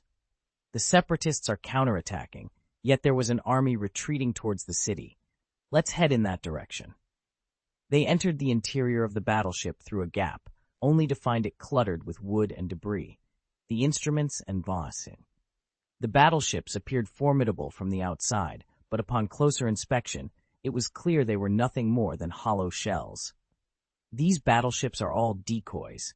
Only the exteriors are genuine, Ahsoka Tano remarked, her brow furrowed in frustration. I recall Governor Tarkin launching numerous attacks on these warships as he was preparing to land. It seems we've been thoroughly deceived. General Kalani is among the most cunning of the Separatist commanders I've encountered. This time, we must ensure his capture, Anakin Skywalker declared with a grave tone. If he manages to escape, his future schemes will undoubtedly claim more lives. As they proceeded, a crackling signal suddenly broke through on the communicator. Static. Calling all nearby allies. Repeat. Hey, Torrent, to the friendly forces. This is Captain Rex. Torrent Company? Rex? This can't be real, Anakin exclaimed in disbelief, picking up the communicator. His voice carried over to the other side, prompting an immediate response. General Skywalker, it's truly a relief to find you. Rex, it's actually you. What brings you here? Anakin inquired urgently. Sneaking in was the easy part. But let's focus on the matter at hand. General Skywalker, we've located a Separatist J-1 proton cannon, Rex reported. Call in air support. Destroy it, commanded Anakin. No, they're moving it into an underground bunker. Our fighters can't reach it there, Rex explained. Then, keep an eye on it. I'm on my way. Anakin responded, his voice filled with determination as he led his team forward at a brisk pace. Once Dr. Zhang Jiarui completes the final counterattack, I plan to secure him in a specialized escape pod and launch him to the planet Onderon using the mass accelerator, General Kalani communicated. Do we really have to wait until the counterattack concludes? Questioned Judgment, piloting the spaceship amidst a swarm of Galactic Republic fighters. It's a considerable risk. Dr. Zhang Jiarui insisted on overseeing the operation himself and has refused evacuation, General Kalani explained. In that case, we should consider evacuating him by force. He's the individual the governor specifically requested we retrieve, Judgment proposed. The situation remains manageable for now. Dr. Zhang Jiarui will have ample opportunity to evacuate once the operation is complete, General Kalani reassured. On the other hand, having Dr. Zhang Jiarui accompany you on the spaceship poses a greater risk. I must inform you that we no longer have any operational spacecraft on the Dexon satellite, and navigating through Republic fighter jet interception with Dr. Zhang Jiarui would be perilous. Judgment pondered for a moment, then nodded in agreement. All right, I'll return to Onderon's surface and rendezvous at the predetermined coordinates. With communications between the Dexon satellite and Onderon severed, you'll need to coordinate with the 4th Legion on the planet to secure another spacecraft, General Kalani added. I understand, Judgment replied before steering the spaceship back towards Onderon. Behind her, a relentless pursuit by hundreds of Galactic Republic V-19 fighter jets ensued. Despite the barrage of blaster fire and concussion missiles, her adept piloting and foresight allowed her to evade the onslaught. However, her ship, not designed for combat, could only offer minimal resistance. General Kalani's advice was sound. Returning to the planet's surface was the only viable option. She hoped Dr. Zhang Jiarui would soon see reason and agree to evacuate in time. Vol 2, Chapter 4016, The Last Stand. In a series of violent explosions, the two proton cannons were reduced to ruins. These cannons, essentially long tubes over 30 meters in length and 4 meters in diameter at their thickest point, with a muzzle diameter of about 800 millimeters, were mounted on 4 mechanical legs, giving them an ungainly appearance. Despite their lack of aesthetic appeal, these weapons possessed formidable firepower, capable of destroying a Chira-class assault landing ship. The Galactic Republic owed its survival in part to the major franchise companies of the Confederation of Independent Galaxies, which had centralized the mass production of these effective war weapons. To accommodate the interests of the corporate giants that had joined, the Confederation adopted a distribution method for weapon orders. This allowed for the inclusion of inefficient and expensive weapons produced by the Interstellar Banking Association, the Enterprise Alliance, and the Business Alliance into the Confederacy's army. However, corporate giants like the Technology Alliance, with their advanced engineering technology, were reluctant to mass-produce low-profit weapons such as the J-1 proton cannon. The last 2 J-1 proton cannons on the Dirksen satellite were destroyed in a surprise attack by Anakin Skywalker and Ahsoka Tano. Anakin embraced his old comrades Rex, Echo, and others warmly. "It's great to fight alongside you again on the battlefield," he exclaimed. "It was a tough fight to survive those initial assaults," Rex replied. "We were lucky. The Separatists used genetic weapons only once at the start, realizing all the soldiers were natural-born and never used them again. But taking such risks is undignified," Anakin cautioned. "It's our duty, General Skywalker," Rex declared firmly. Meanwhile, Governor Wilhuff Tarkin received a report from his adjutant that General Skywalker had destroyed the 2 J-1 proton cannons. Tarkin inquired if those were the only cannons on the Dirksen satellite. The adjutant confirmed, citing insider information from the Technology Alliance, that only 2 cannons had been sold to Tyron Heavy Industries under the coercion of Earl Dooku. "Then we must deploy the Chira-class assault landing ships to the Dirksen satellite's atmosphere immediately. We need their firepower to stabilize our position against the Separatists' sudden counterattacks," Tarkin ordered. "Yes, sir," the adjutant responded, saluting before making the arrangements. In the underground hangar, the massive Thor mech, piloted by Dr. Zhang Jiarui, was being prepared for launch. General Kalani appeared on the cockpit's screen, warning that their counterattack was faltering and urging Zhang Jiarui to evacuate after completing his mission. Zhang Jiarui nodded, piloting the Thor mech out of the hangar to a relatively intact anti-aircraft position near the command center. On the planet Onderon, the chaos stirred by the Fourth Legion had subsided, and the spaceport was operational again. Meanwhile, on the Dirksen satellite, the Fourth Civilization Army's final counterattack was drawing to a close. Surrounded by Republican forces, their last stand was imminent. In the aftermath of a sudden counterattack, the army of the Galactic Republic, thrown into disarray, began to regroup, preparing for a new offensive. They were confident that no elite troops remained hidden within the City of Steel, a massive factory city devoid of any hidden doors. However, this counterattack inflicted severe losses on the Republic Army, resulting in over 600,000 casualties. A vast number of wounded soldiers urgently awaited treatment and evacuation back to Onderon. Additionally, the destruction of one of the landing sites by a squadron of Scorpion tanks left the Republic Army in dire need of supplies and ammunition. With the spaceport on Onderon back in operation, Wilhuff Tarkin wasted no time. He ordered every available transport ship to head to the front lines of the Dexon satellite, both to deliver supplies and to evacuate the wounded. To provide cover for the transport ships' takeoff and landing, Tarkin deployed the Chira-class assault landing ships into the atmosphere of the Dirksen satellite. Tarkin was particularly impressed with Anakin Skywalker, whose timely destruction of the proton cannon greatly facilitated these operations.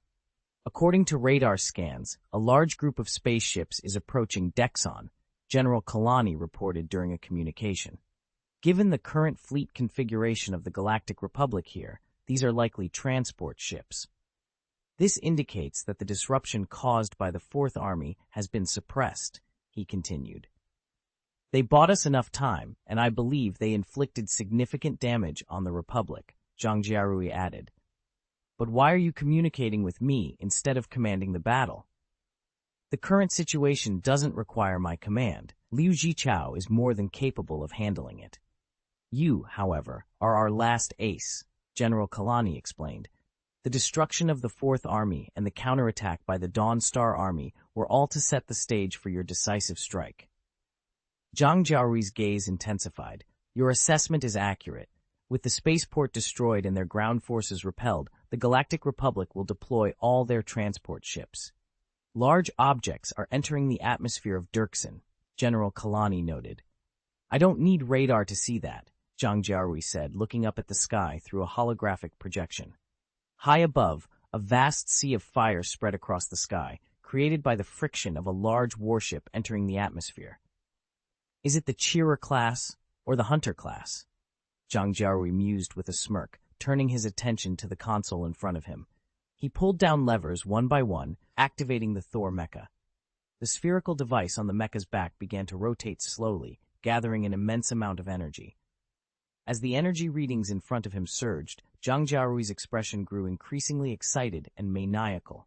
He aimed the camera in front of him at the fiery clouds above and laughed wildly. Ha ha! Rory Swan, watch over me. This is the pinnacle of our energy weapon technology. Ha! With a decisive push, he slammed the fire button.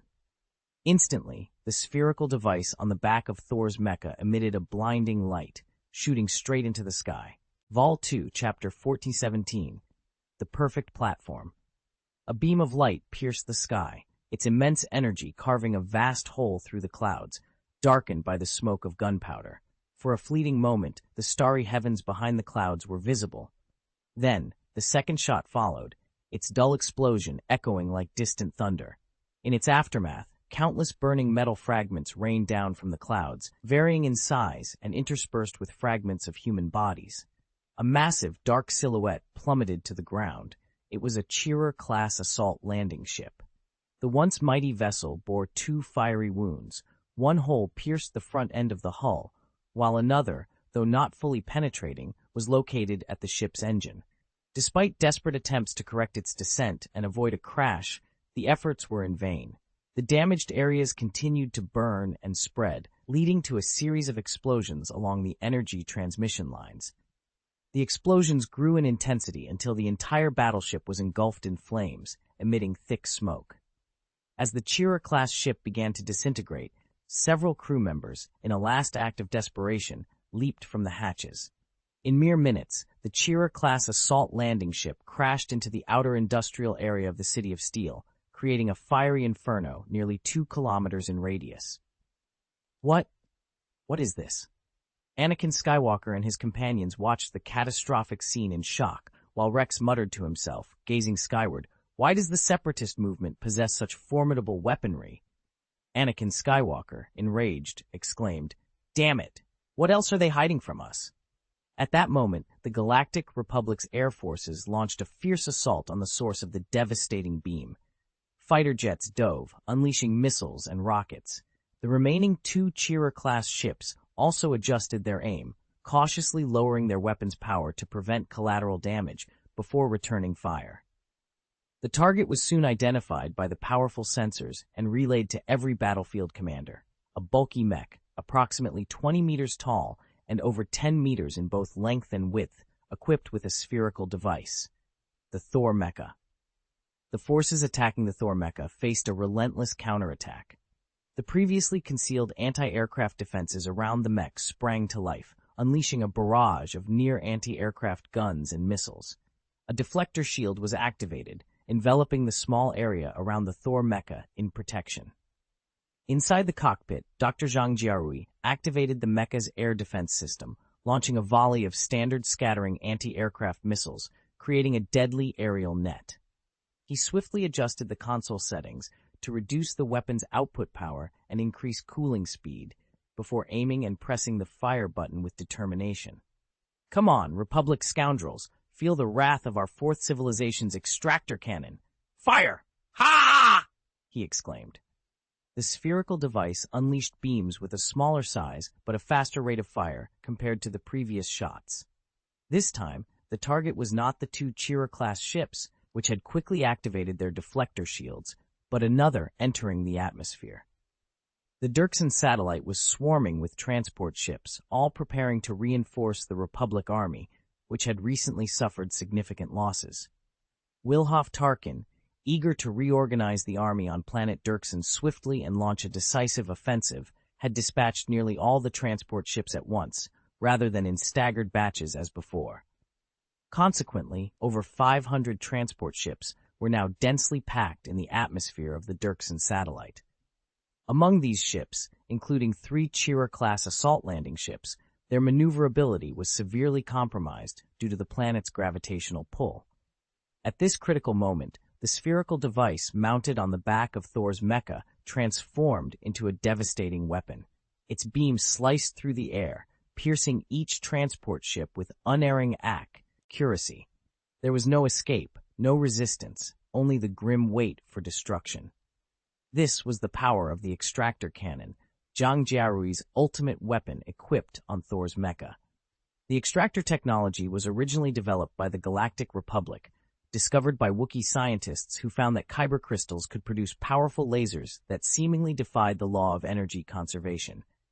This research led to the creation of 3 prototypes on the Alaris satellite, named the Extractor. However, early in the war, Severance Tan executed a bold raid that reached the energy planet Cerebine in the Milky Way's core. Discovering the secret project, she led her forces to capture the Alaris satellite, seizing all data and prototypes of the Extractor. Even in their prototype stage, the Extractors were formidable, capable of breaching a Republic military base with a single shot. Leveraging the Extractor's might, Tan captured Cerebine's energy base, plunging the Galactic Republic's core into darkness. When the prototypes and data were returned to the Fourth Civilization, Tang Xiao, concerned about the scarcity of powerful weapons, initiated further research and development. Under the guidance of Arroyo, the chief engineer of the Solarians, they merged extractor technology with the particle light spear data from the Mothership database. This breakthrough solved the energy loss issue through kyber crystals and advanced the particle light spear technology by at least 50 years. The extractor, initially designed for heavy tanks, underwent continuous research for miniaturization, with Zhang Jiarui among the researchers. After learning that the Technology Alliance refused to export the J-1 proton cannon to planet Dawn, Zhang Jiarui adapted the extractor's beam cannon for the Thunder God mecha. His efforts paid off, transforming the Thor mecha into an unparalleled firepower platform. Equipped with the extractor cannon, it could obliterate even the largest battleships, effectively becoming a ground version of the particle lance. This chapter does not exist, sadly. Let's proceed to the next chapter. Volume 2, Chapter 1419, Onderon Endgame, Part 1. The finale on Onderon was marked by a spectacular explosion. A TX-130 Saber levitation tank was obliterated by the Thor's Hammer particle beam cannon from Thor's mech, disintegrating into countless fragments. The robot guards, arriving from behind, immediately engaged the enemy, opening fire without delay. The destroyer robot, activating its deflector shield system, unleashed a barrage from the blaster machine guns mounted on its arms, creating a dense web of fire. Reinforcements from the Republic Army arrived in waves, engaging in a fierce firefight with the robot guard. However, their numbers were insufficient, and the TX-130 Saber tanks posed no significant threat to the formidable Thor's mech. Before the arrival of the cumbersome ATTE walkers, Thor's mech reigned supreme in the narrow confines of the battlefield. Its thick armor, devastating firepower, and agile maneuverability rendered it nearly invincible. Another violent explosion echoed as the last TX-130 Saber tank was destroyed. Without a moment's hesitation, Dr. Zhang Jiarui initiated the self-destruct sequence for Thor's mech. He swiftly opened the hatch, activated the emergency life-saving device, and leaped from a height of over 10 meters. Upon landing, 2 IG-100 guard robots rushed to his aid, helping him up and escorting him towards the rear. The remaining 10 destroyer robots formed a defensive line, securing the passage. Dr. Zhang Jiarui hastened towards the depths of the base, where General Kalani, his adjutant Liu Jichao, and other senior commanders awaited. They had already destroyed all classified documents within Iron City on the Dexon satellite. Now, their focus was on evacuating as swiftly as possible. The hidden mass launcher, equipped with a rescue capsule featuring an advanced buffer system and reverse thrust engine, was their means of escape. This would allow them to launch into the planet Onderon, where King Ramses Dundup would secretly assist them. Even if immediate departure from the planet was not possible, they could conceal themselves in the vast primitive jungles of Onderon, waiting for the right moment to emerge. As they proceeded, a violent explosion marked the self-destruction of Thor's mech. Any Republic troops attempting to recover the wreckage would find themselves victims of the explosion. Suddenly, the situation took an unexpected turn. The ceiling of the passage ahead was pierced by two concentrated plasma beams, which then carved a large hole in the metal. Two figures, a man and a woman, emerged from the opening, Anakin Skywalker and Ahsoka Tano, wielding their lightsabers. Dr. Zhang Jiarui, despite his muscular build, took a step back at the sight of the Jedi Knights. He knew better than to believe he could stand a chance against them. It's you again.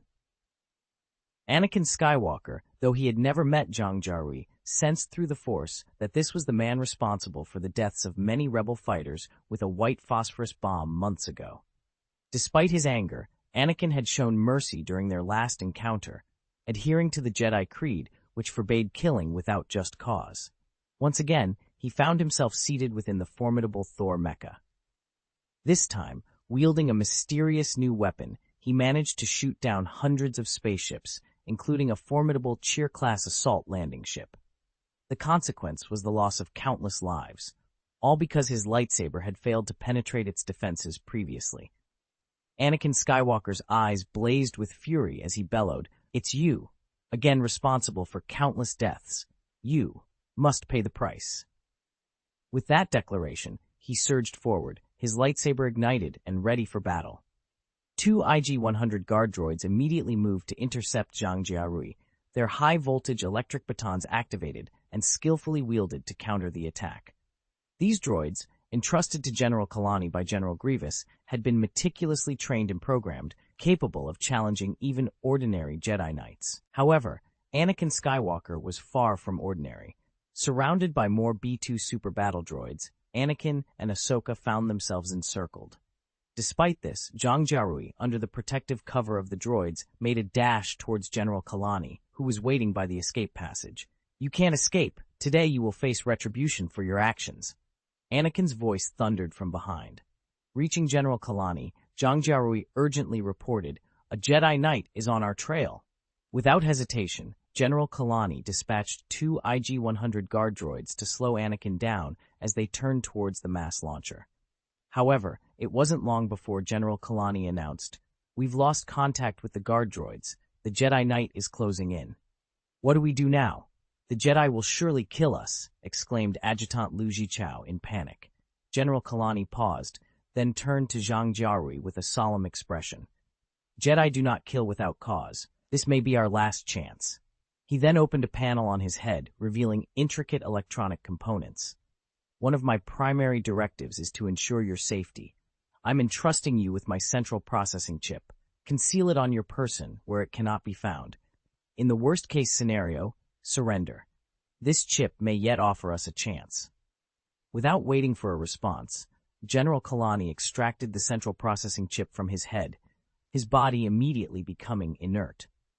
Zhang Jiarui, with a mix of emotions, accepted the chip and concealed it on his person. They then hurried towards the mass transmitter hidden within the base. Just as they were about to reach the transmitter, relief was cut short by the sight of two figures blocking their path. Anakin Skywalker and Ahsoka Tano stood waiting, a formidable duo ready to confront them. This chapter does not exist, sadly. Let's proceed to the next chapter. This chapter does not exist, sadly. Let's proceed to the next chapter. Vol 2, Chapter 1422, Super Soldier Project, Part 1, Middle. A Spitfire-class spacecraft showing signs of age and wear emerged from the hyperspace channel into the Endor galaxy. Spitfire class, this is the Dawn Planet Defense Fleet. We have detected your signal. Your code number is H4399. Please input this code into your navigation computer and accept our guidance. Thank you for your cooperation," came a voice over the public frequency communication. Shortly after, 3 squadrons of ghost fighters approached from the distance. In the cockpit, Jango Fett, clad in his Mandalorian Crusader armor, complied without a word, entering the provided code into the navigation computer. "Code received. Thank you for your cooperation," the pilot of the ghost fighter communicated. "Since your spaceship is not registered in our database, please lower your shields for a scan and state your purpose. If you have special authorization, present it now. To apologize for the inconvenience, you will receive a small gift at the nearest spaceport counter upon landing." One of the ghost fighters, equipped with a scanning pod, detached from the formation and moved closer. Jango Fett cooperated, lowering the shield, and stated, "I am Jango Fett. I've been invited by Governor Tang Xiao to the Mothership Glory. He didn't provide me with any authorization. Additionally, my ship carries the IFF code of the Confederacy of Independent Systems." "Scanning complete, sir. Your spaceship has several unauthorized modifications. I'm afraid you'll need to be monitored throughout your journey," the ghost fighter pilot informed. Beneath his helmet, Jango Fett's patience began to wear thin. However, at that moment, another communication came through, this time from a woman whose voice carried the weight of years. "Are you Jango Fett?"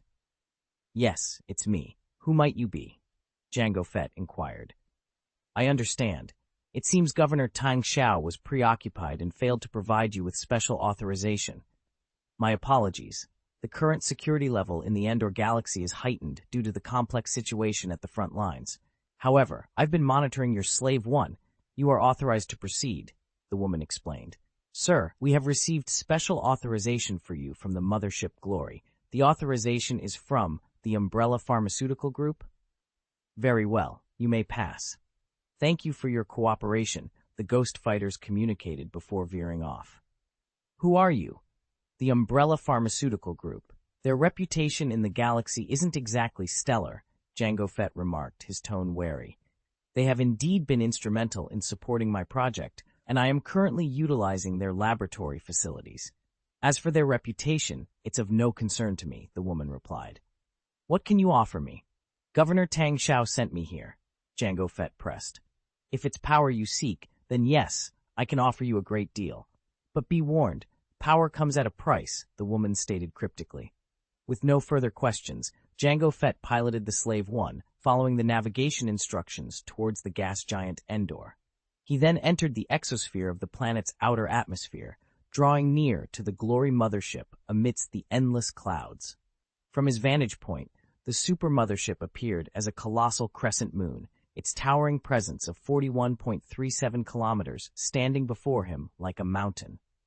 No matter which direction he looked, all he saw was an endless expanse of metal wall, its edges disappearing into the cloud and mist, its end nowhere in sight. As he approached the mothership, the advanced sensors of the Slave 1, modified for enhanced performance, began to emit a series of alarms, signaling the start of an unexpected challenge. The computer display indicated that Slave 1, Jango Fett's spacecraft, was targeted by over 100 fire control radars. Undeterred, Slave 1 continued its journey, navigating through the massive entrance of the mothership, large enough to accommodate 50 Jaeger-class battlecruisers side by side. Inside, Jango Fett observed a bustling scene of various spacecraft types and shipyards actively constructing unfamiliar spaceship models. As Jango Fett marveled at these innovative spacecraft, a colossal shadow suddenly eclipsed the bright lights overhead. A Finn whale-class industrial flagship, towering over 2,400 meters, glided through the entrance, trailed by at least 10 massive cargo holds.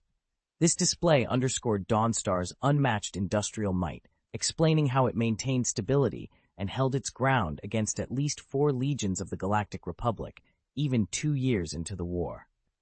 Slave 1 then maneuvered through a narrower passageway to a different section of the mothership, eventually landing at a small spaceport. There, a group of over a dozen scientists in white coats awaited, with not a single guard in sight. This security approach was based on the premise that only trusted individuals were granted access, and any potential threats could be swiftly neutralized by hidden defenses. Upon disembarking, Jango Fett was greeted by a woman appearing to be in her 50s, with short, dry, gray hair and a face marked by the passage of time, yet retaining a hint of her youthful charm. She extended her hand to Jango Fett, introducing herself as Dr. Catherine Elizabeth Halsey of the Halo Weapons Group. Jango, momentarily taken aback by the unfamiliar greeting, reciprocated the handshake. Dr. Halsey wasted no time on further pleasantries, leading Jango Fett deeper into the facility as she explained her current project, a collaboration between the Halo Weapons Group, Umbrella Pharmaceuticals Group, Titan Security, and supported by the Dawn Star military. This was the Spartan Project. Spartan Project? Is that why Governor Tang Xiao summoned me here? Jango Fett inquired, his brow furrowing. In simple terms, the Spartan Project is our super soldier project, Dr. Halsey clarified. So it's akin to the Galactic Republic's clone troopers? Jango Fett asked. Dr. Halsey scoffed at the comparison. No, I'm referring to super soldiers in the truest sense. While the clone army is an impressive initiative with perfect gene cloning, knowledge installation, and intensive training, creating a formidable force, it's not our ultimate goal. As they ventured further into the laboratory, Jango Fett observed various experiments through the windows lining the corridor. In one room, technicians administered mysterious injections to several mice.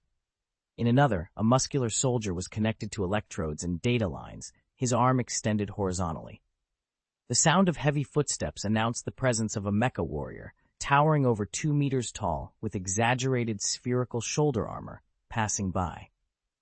This introduction to the Spartan Project and the advanced research being conducted at Dawnstar's facility revealed a world of cutting-edge military technology and ambitious endeavors, setting the stage for Jango Fett's involvement in a project that sought to redefine the limits of human capability. The mecha warrior, still mastering the controls, stumbled and fell after a few steps. An alarm blared, summoning a swarm of technicians who appeared as if from thin air, rushing to debug and repair the mecha. In a different scene, Dr. Halsey led Jango Fett into a laboratory. If it's not too much trouble, could you remove your armor? I'd like to conduct a thorough physical examination, she proposed.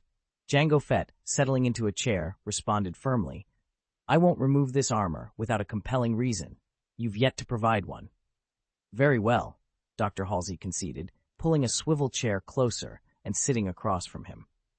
She crossed her legs casually and began, You're aware that despite Dawn Planet's industrial capabilities being among the highest in the Milky Way, we're still dwarfed by the Galactic Republic. We can't sustain a clone army of millions. While a robot army could match the clones, the past 2 years of war have shown they're only fit for straightforward campaigns. This has led us to a conclusion similar to the Galactic Republic's war philosophy. The combination of human intelligence and a mechanical body creates the most formidable force. Purely intelligent robots could lead to disaster, as seen in the galaxy's north. Dr. Halsey continued, Since we can't match the clone troopers in numbers, we must make each soldier stronger, so strong that one can take on hundreds, if not thousands. This is the essence of the Spartan program. Jango Fett scoffed. So, you and Tang Xiao intend to use me as your guinea pig? A dull decision indeed. You seek power, Dr. Halsey countered, still seated, leaning forward with a serious tone. Mandalore, for the foreseeable future, won't have any battleships to rival the Galactic Republic. To protect your planet, you need this power. With it, you can return in your Slave One, and even the Death Guard won't stand a chance against you. This is the strength I offer. She gestured outside. Initially, I planned to equip you with the CMC 300 power armor, but your Mandalorian Crusader armor seems more apt. I'll also provide you with a pair of wings. With such power, you'll be unmatched on Mandalore, save for a large-scale army or the Jedi Knights. All this hinges on the success of your experiment, Jango Fett pointed out. The foundational experiment has succeeded, and I have the complete data. However, creating and training super soldiers will take time. Moreover, Dr. Halsey shifted the topic. Do you know why the Galactic Republic chose you as the template for their clone troopers? Because I'm the strongest warrior in the galaxy. I've heard they considered cloning the Injurious, but they weren't suitable for an army, Jango Fett answered.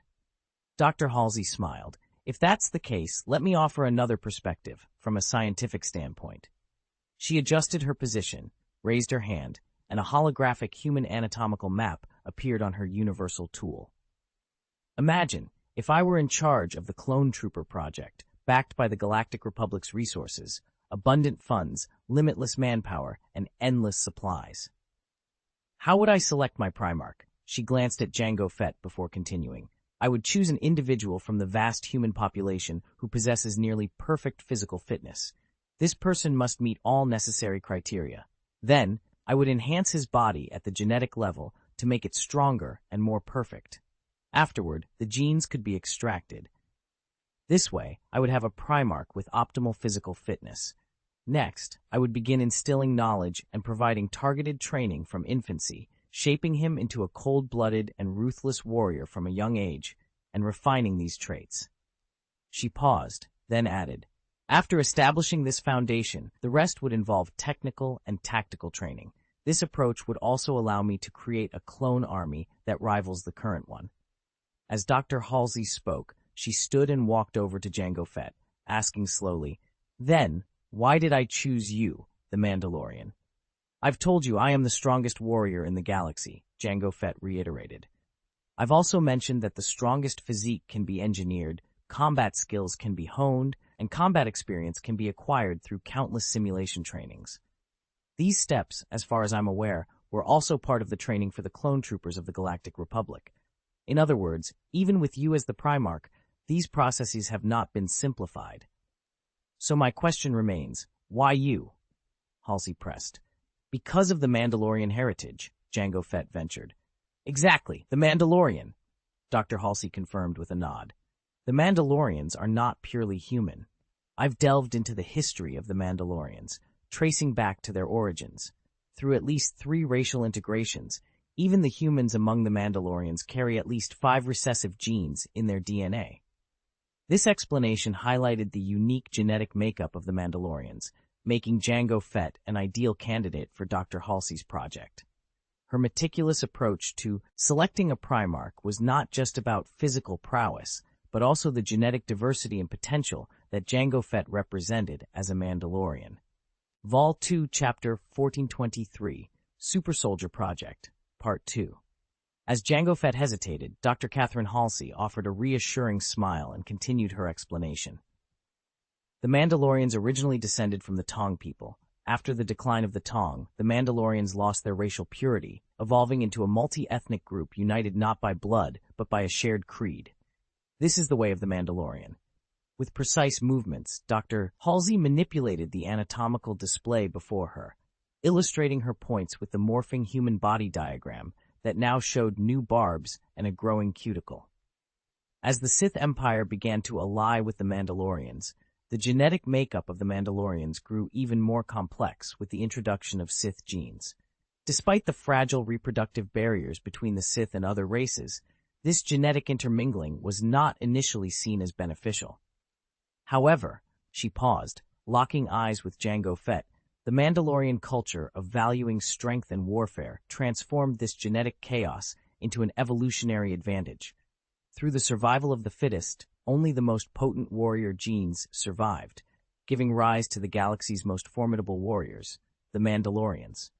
"Are you referring to the origin of the Mandalorians?" Jango Fett interjected, his tone icy. "I'm highlighting the unique aspects of the Mandalorians," Dr. Halsey clarified. "More importantly, I want to show you that the potential within you is far from being fully tapped." Jango Fett scoffed. "I'm not getting any younger. What use is talking about potential to me? You wish to save Mandalore, correct?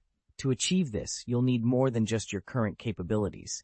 The Spartan program can provide the enhancement you need," Dr. Halsey explained. After a moment of contemplation, Jango Fett asked, "Explain the process and expected outcomes of this plan." Mechanical augmentation, biological enhancement, and genetic modification, Dr. Halsey outlined succinctly. The procedure is arduous and lengthy, spanning over 3 months with no absolute guarantee of success. Given your unique status in the galaxy, I recommend extending the process to 6 months. This would also allow you to assist with some of my research and development, potentially increasing the efficiency and effectiveness of the transformation. I don't have half a year to waste, Jango Fett stated firmly. Considering the current situation on Mandalore, a longer preparation might actually be in your favor, Dr. Halsey countered. Political dynamics are not my area of expertise, but from what I understand, the Galactic Republic is on the brink of significant changes. The timing of any action on Mandalore is critical, and it might be wise to avoid getting involved in the conflict prematurely. She then handed Jango Fett a portable terminal. This contains information on the transformation procedures we can perform. Additionally, our engineering department is developing a super soldier combat suit designed to maximize the wearer's combat effectiveness. Like the cumbersome power armor you mentioned earlier? Jango Fett asked skeptically, gesturing towards the door. Firstly, the CMC 300 power armor is anything but cumbersome. It offers remarkable flexibility. However, you are correct in saying that it would be wasted on you if you undergo the full transformation, Dr. Halsey concluded, hinting at the vast potential of the enhancements and the critical role Jango Fett could play in the future of Mandalore and beyond. Dr. Halsey outlined the extensive list of bio-enhanced surgeries and mechanical transformations available, ranging from biological muscle injections and bone strengthening to biochip implantation and gene fragment recombination. The sheer scope of potential enhancements was staggering, painting a picture of a warrior beyond any current comprehension. Jango Fett, despite not fully understanding the technicalities, grasped the magnitude of power such transformations could bestow. The prospect of creating a super soldier capable of T-matching even the most advanced battle robots in the Milky Way was both awe-inspiring and terrifying. Concerned about the financial implications, Jango Fett expressed his doubts. Considering the cost of these modifications, I doubt I can afford them. Despite my earnings as a mercenary, these procedures sound as expensive as a destroyer. Dr. Halsey acknowledged the high cost, likening the reconstruction operations to the investment in a destroyer in terms of time and resources. The conversation took a turn when Jango Fett inquired about the expected compensation for such a costly endeavor. We seek control over the Mandalorian planet, Dr. Halsey stated, her tone indifferent. To be precise, we desire a Mandalore under your rule and an alliance with us. Jango Fett's response was icy. You wish to drag Mandalore into war? That's impossible. Dr. Halsey, undeterred, challenged Jango Fett's commitment to the Mandalorian creed of fighting as mercenaries. She insinuated that his reluctance mirrored that of the new Mandalorians, who shied away from conflict. Her words were sharp, aiming to provoke a reaction by questioning his willingness to resolve the long-standing grievances between the Mandalorians and the Galactic Republic. Jango Fett recounted the Sith Empire's proposition to the Mandalorian ancestors 4,000 years prior, highlighting their choice to fight not for others, but for themselves. Dr. Halsey seized this moment to emphasize the Mandalorian essence of living and dying by the sword, suggesting that forsaking this path would mean abandoning their very identity. After a moment of contemplation, Jango Fett removed his helmet, a gesture of resolve. He acknowledged the need for strength, but firmly stated his refusal to rule Mandalore or involve its innocent people in war. His goal was clear: to dismantle the Death Guard's conspiracy without sacrificing his principles. Dr. Halsey, recognizing his determination, offered him a choice. Jango Fett, with a sense of purpose, mentioned his son, Boba Fett, signaling his intention to involve him in his quest for power and justice. As the conversation concluded, the narrative hinted at the complexities of war, loyalty, and the relentless pursuit of strength, setting the stage for a saga that intertwines the fate of individuals with the destiny of entire worlds. Vol. 2, Chapter 1424, Dangerous Process. Governor, I have just received a notification from Dr. Halsey that Jango Fett has joined the Spartan Project, reported Helmut Zemo, the Chief of Staff of the Fourth Civilization, through a holographic projection. Darth Massa Yinel responded with a sneer. It's not surprising he made this choice. After the coup d'etat on Mandalore, especially with the involvement of the Death Guard, it's impossible for him to simply walk away from it all. Zemo, with a smile, added, and considering Grand Duke Satine's situation, the Hermit won't ignore the plight of Mandalore. Even though he vanished with Grand Duke Satine and left behind only the mask of the Hermit, he will inevitably return to address these issues. The planet Mandalore is beyond our reach. According to the intelligence I've gathered, there are significant undercurrents of unrest there. Including my former master, there are at least 3 or more factions waiting in the wings. At this juncture, leveraging the Spartan project to introduce a powerful unknown element is the last strategy we can employ, Darth Massa Yinel explained. Don't spare any expense. After securing Jango Fett's agreement, have him summon some of his former followers to join the Spartan project as well, he instructed. Do we not need personnel from the 4th Legion? Zemo inquired. The Spartan project is currently in its prototype phase. Compared to the complete version in our database, there's a significant amount of work to be done. The Umbrella Pharmaceutical Group is developing an enhanced version of the T-virus for the project, along with related superconducting optical nerve dendrites, artificial muscle fibers, and other technologies. These are still under development and are not yet stable. Using this group of Mandalorians as test subjects is the best course of action at this stage, Darth Massa Yinel clarified. Dr. Halsey has only been awake for a month after all, so the Spartan project is still in its early stages, he added. Zemo nodded, making a note on his universal tool, before continuing. The battle for the planet Onderon has concluded. The planet has fallen, and the Dirksen satellite has been destroyed.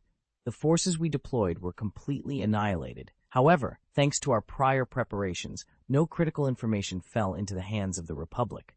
Despite this, the Galactic Republic suffered significant losses on Onderon, leaving their 4th Army in tatters. But Dr. Zhang Jiarui has been captured. The Galactic Republic will do everything in their power to extract the information they desire from him, Darth Massa Yinel noted. Is there any news about the trial yet, he asked. No. We've lost contact with her, Zemo replied. Despite her capabilities, she chose not to use the power of the Moor amulet to transform those millions of Republic soldiers into Rakghouls. She still holds the ideals of a Jedi Knight, which is unsurprising, Darth Massa Yinel remarked.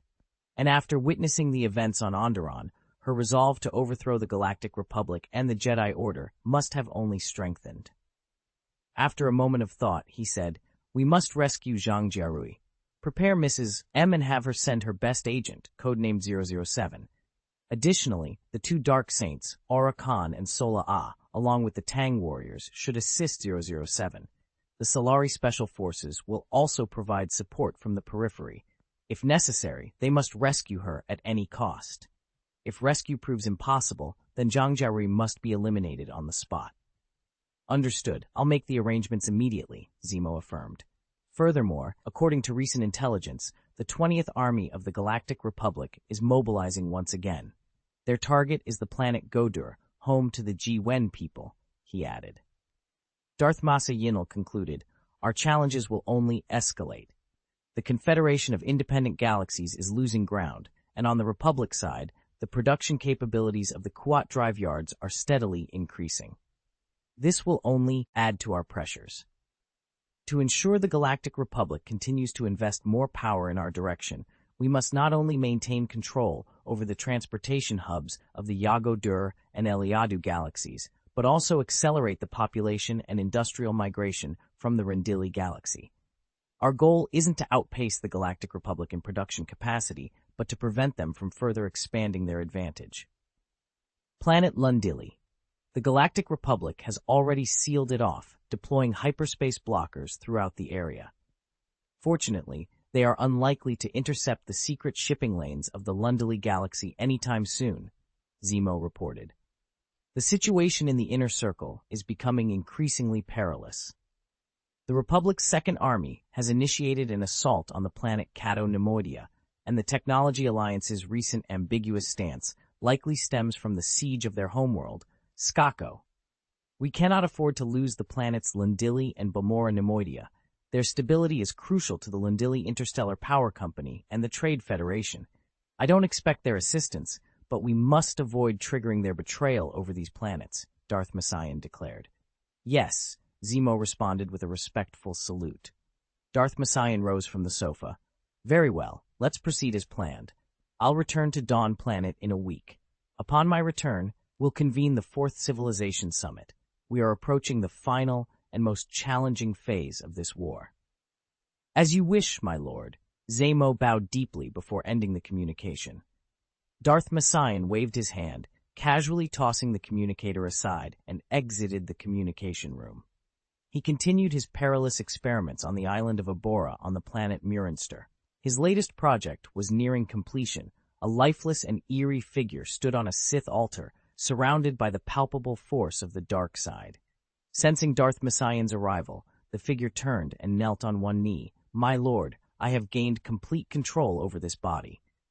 This figure, standing less than 1.6 meters tall and equipped with a mechanical respirator, had a pair of ominously glowing scarlet eyes.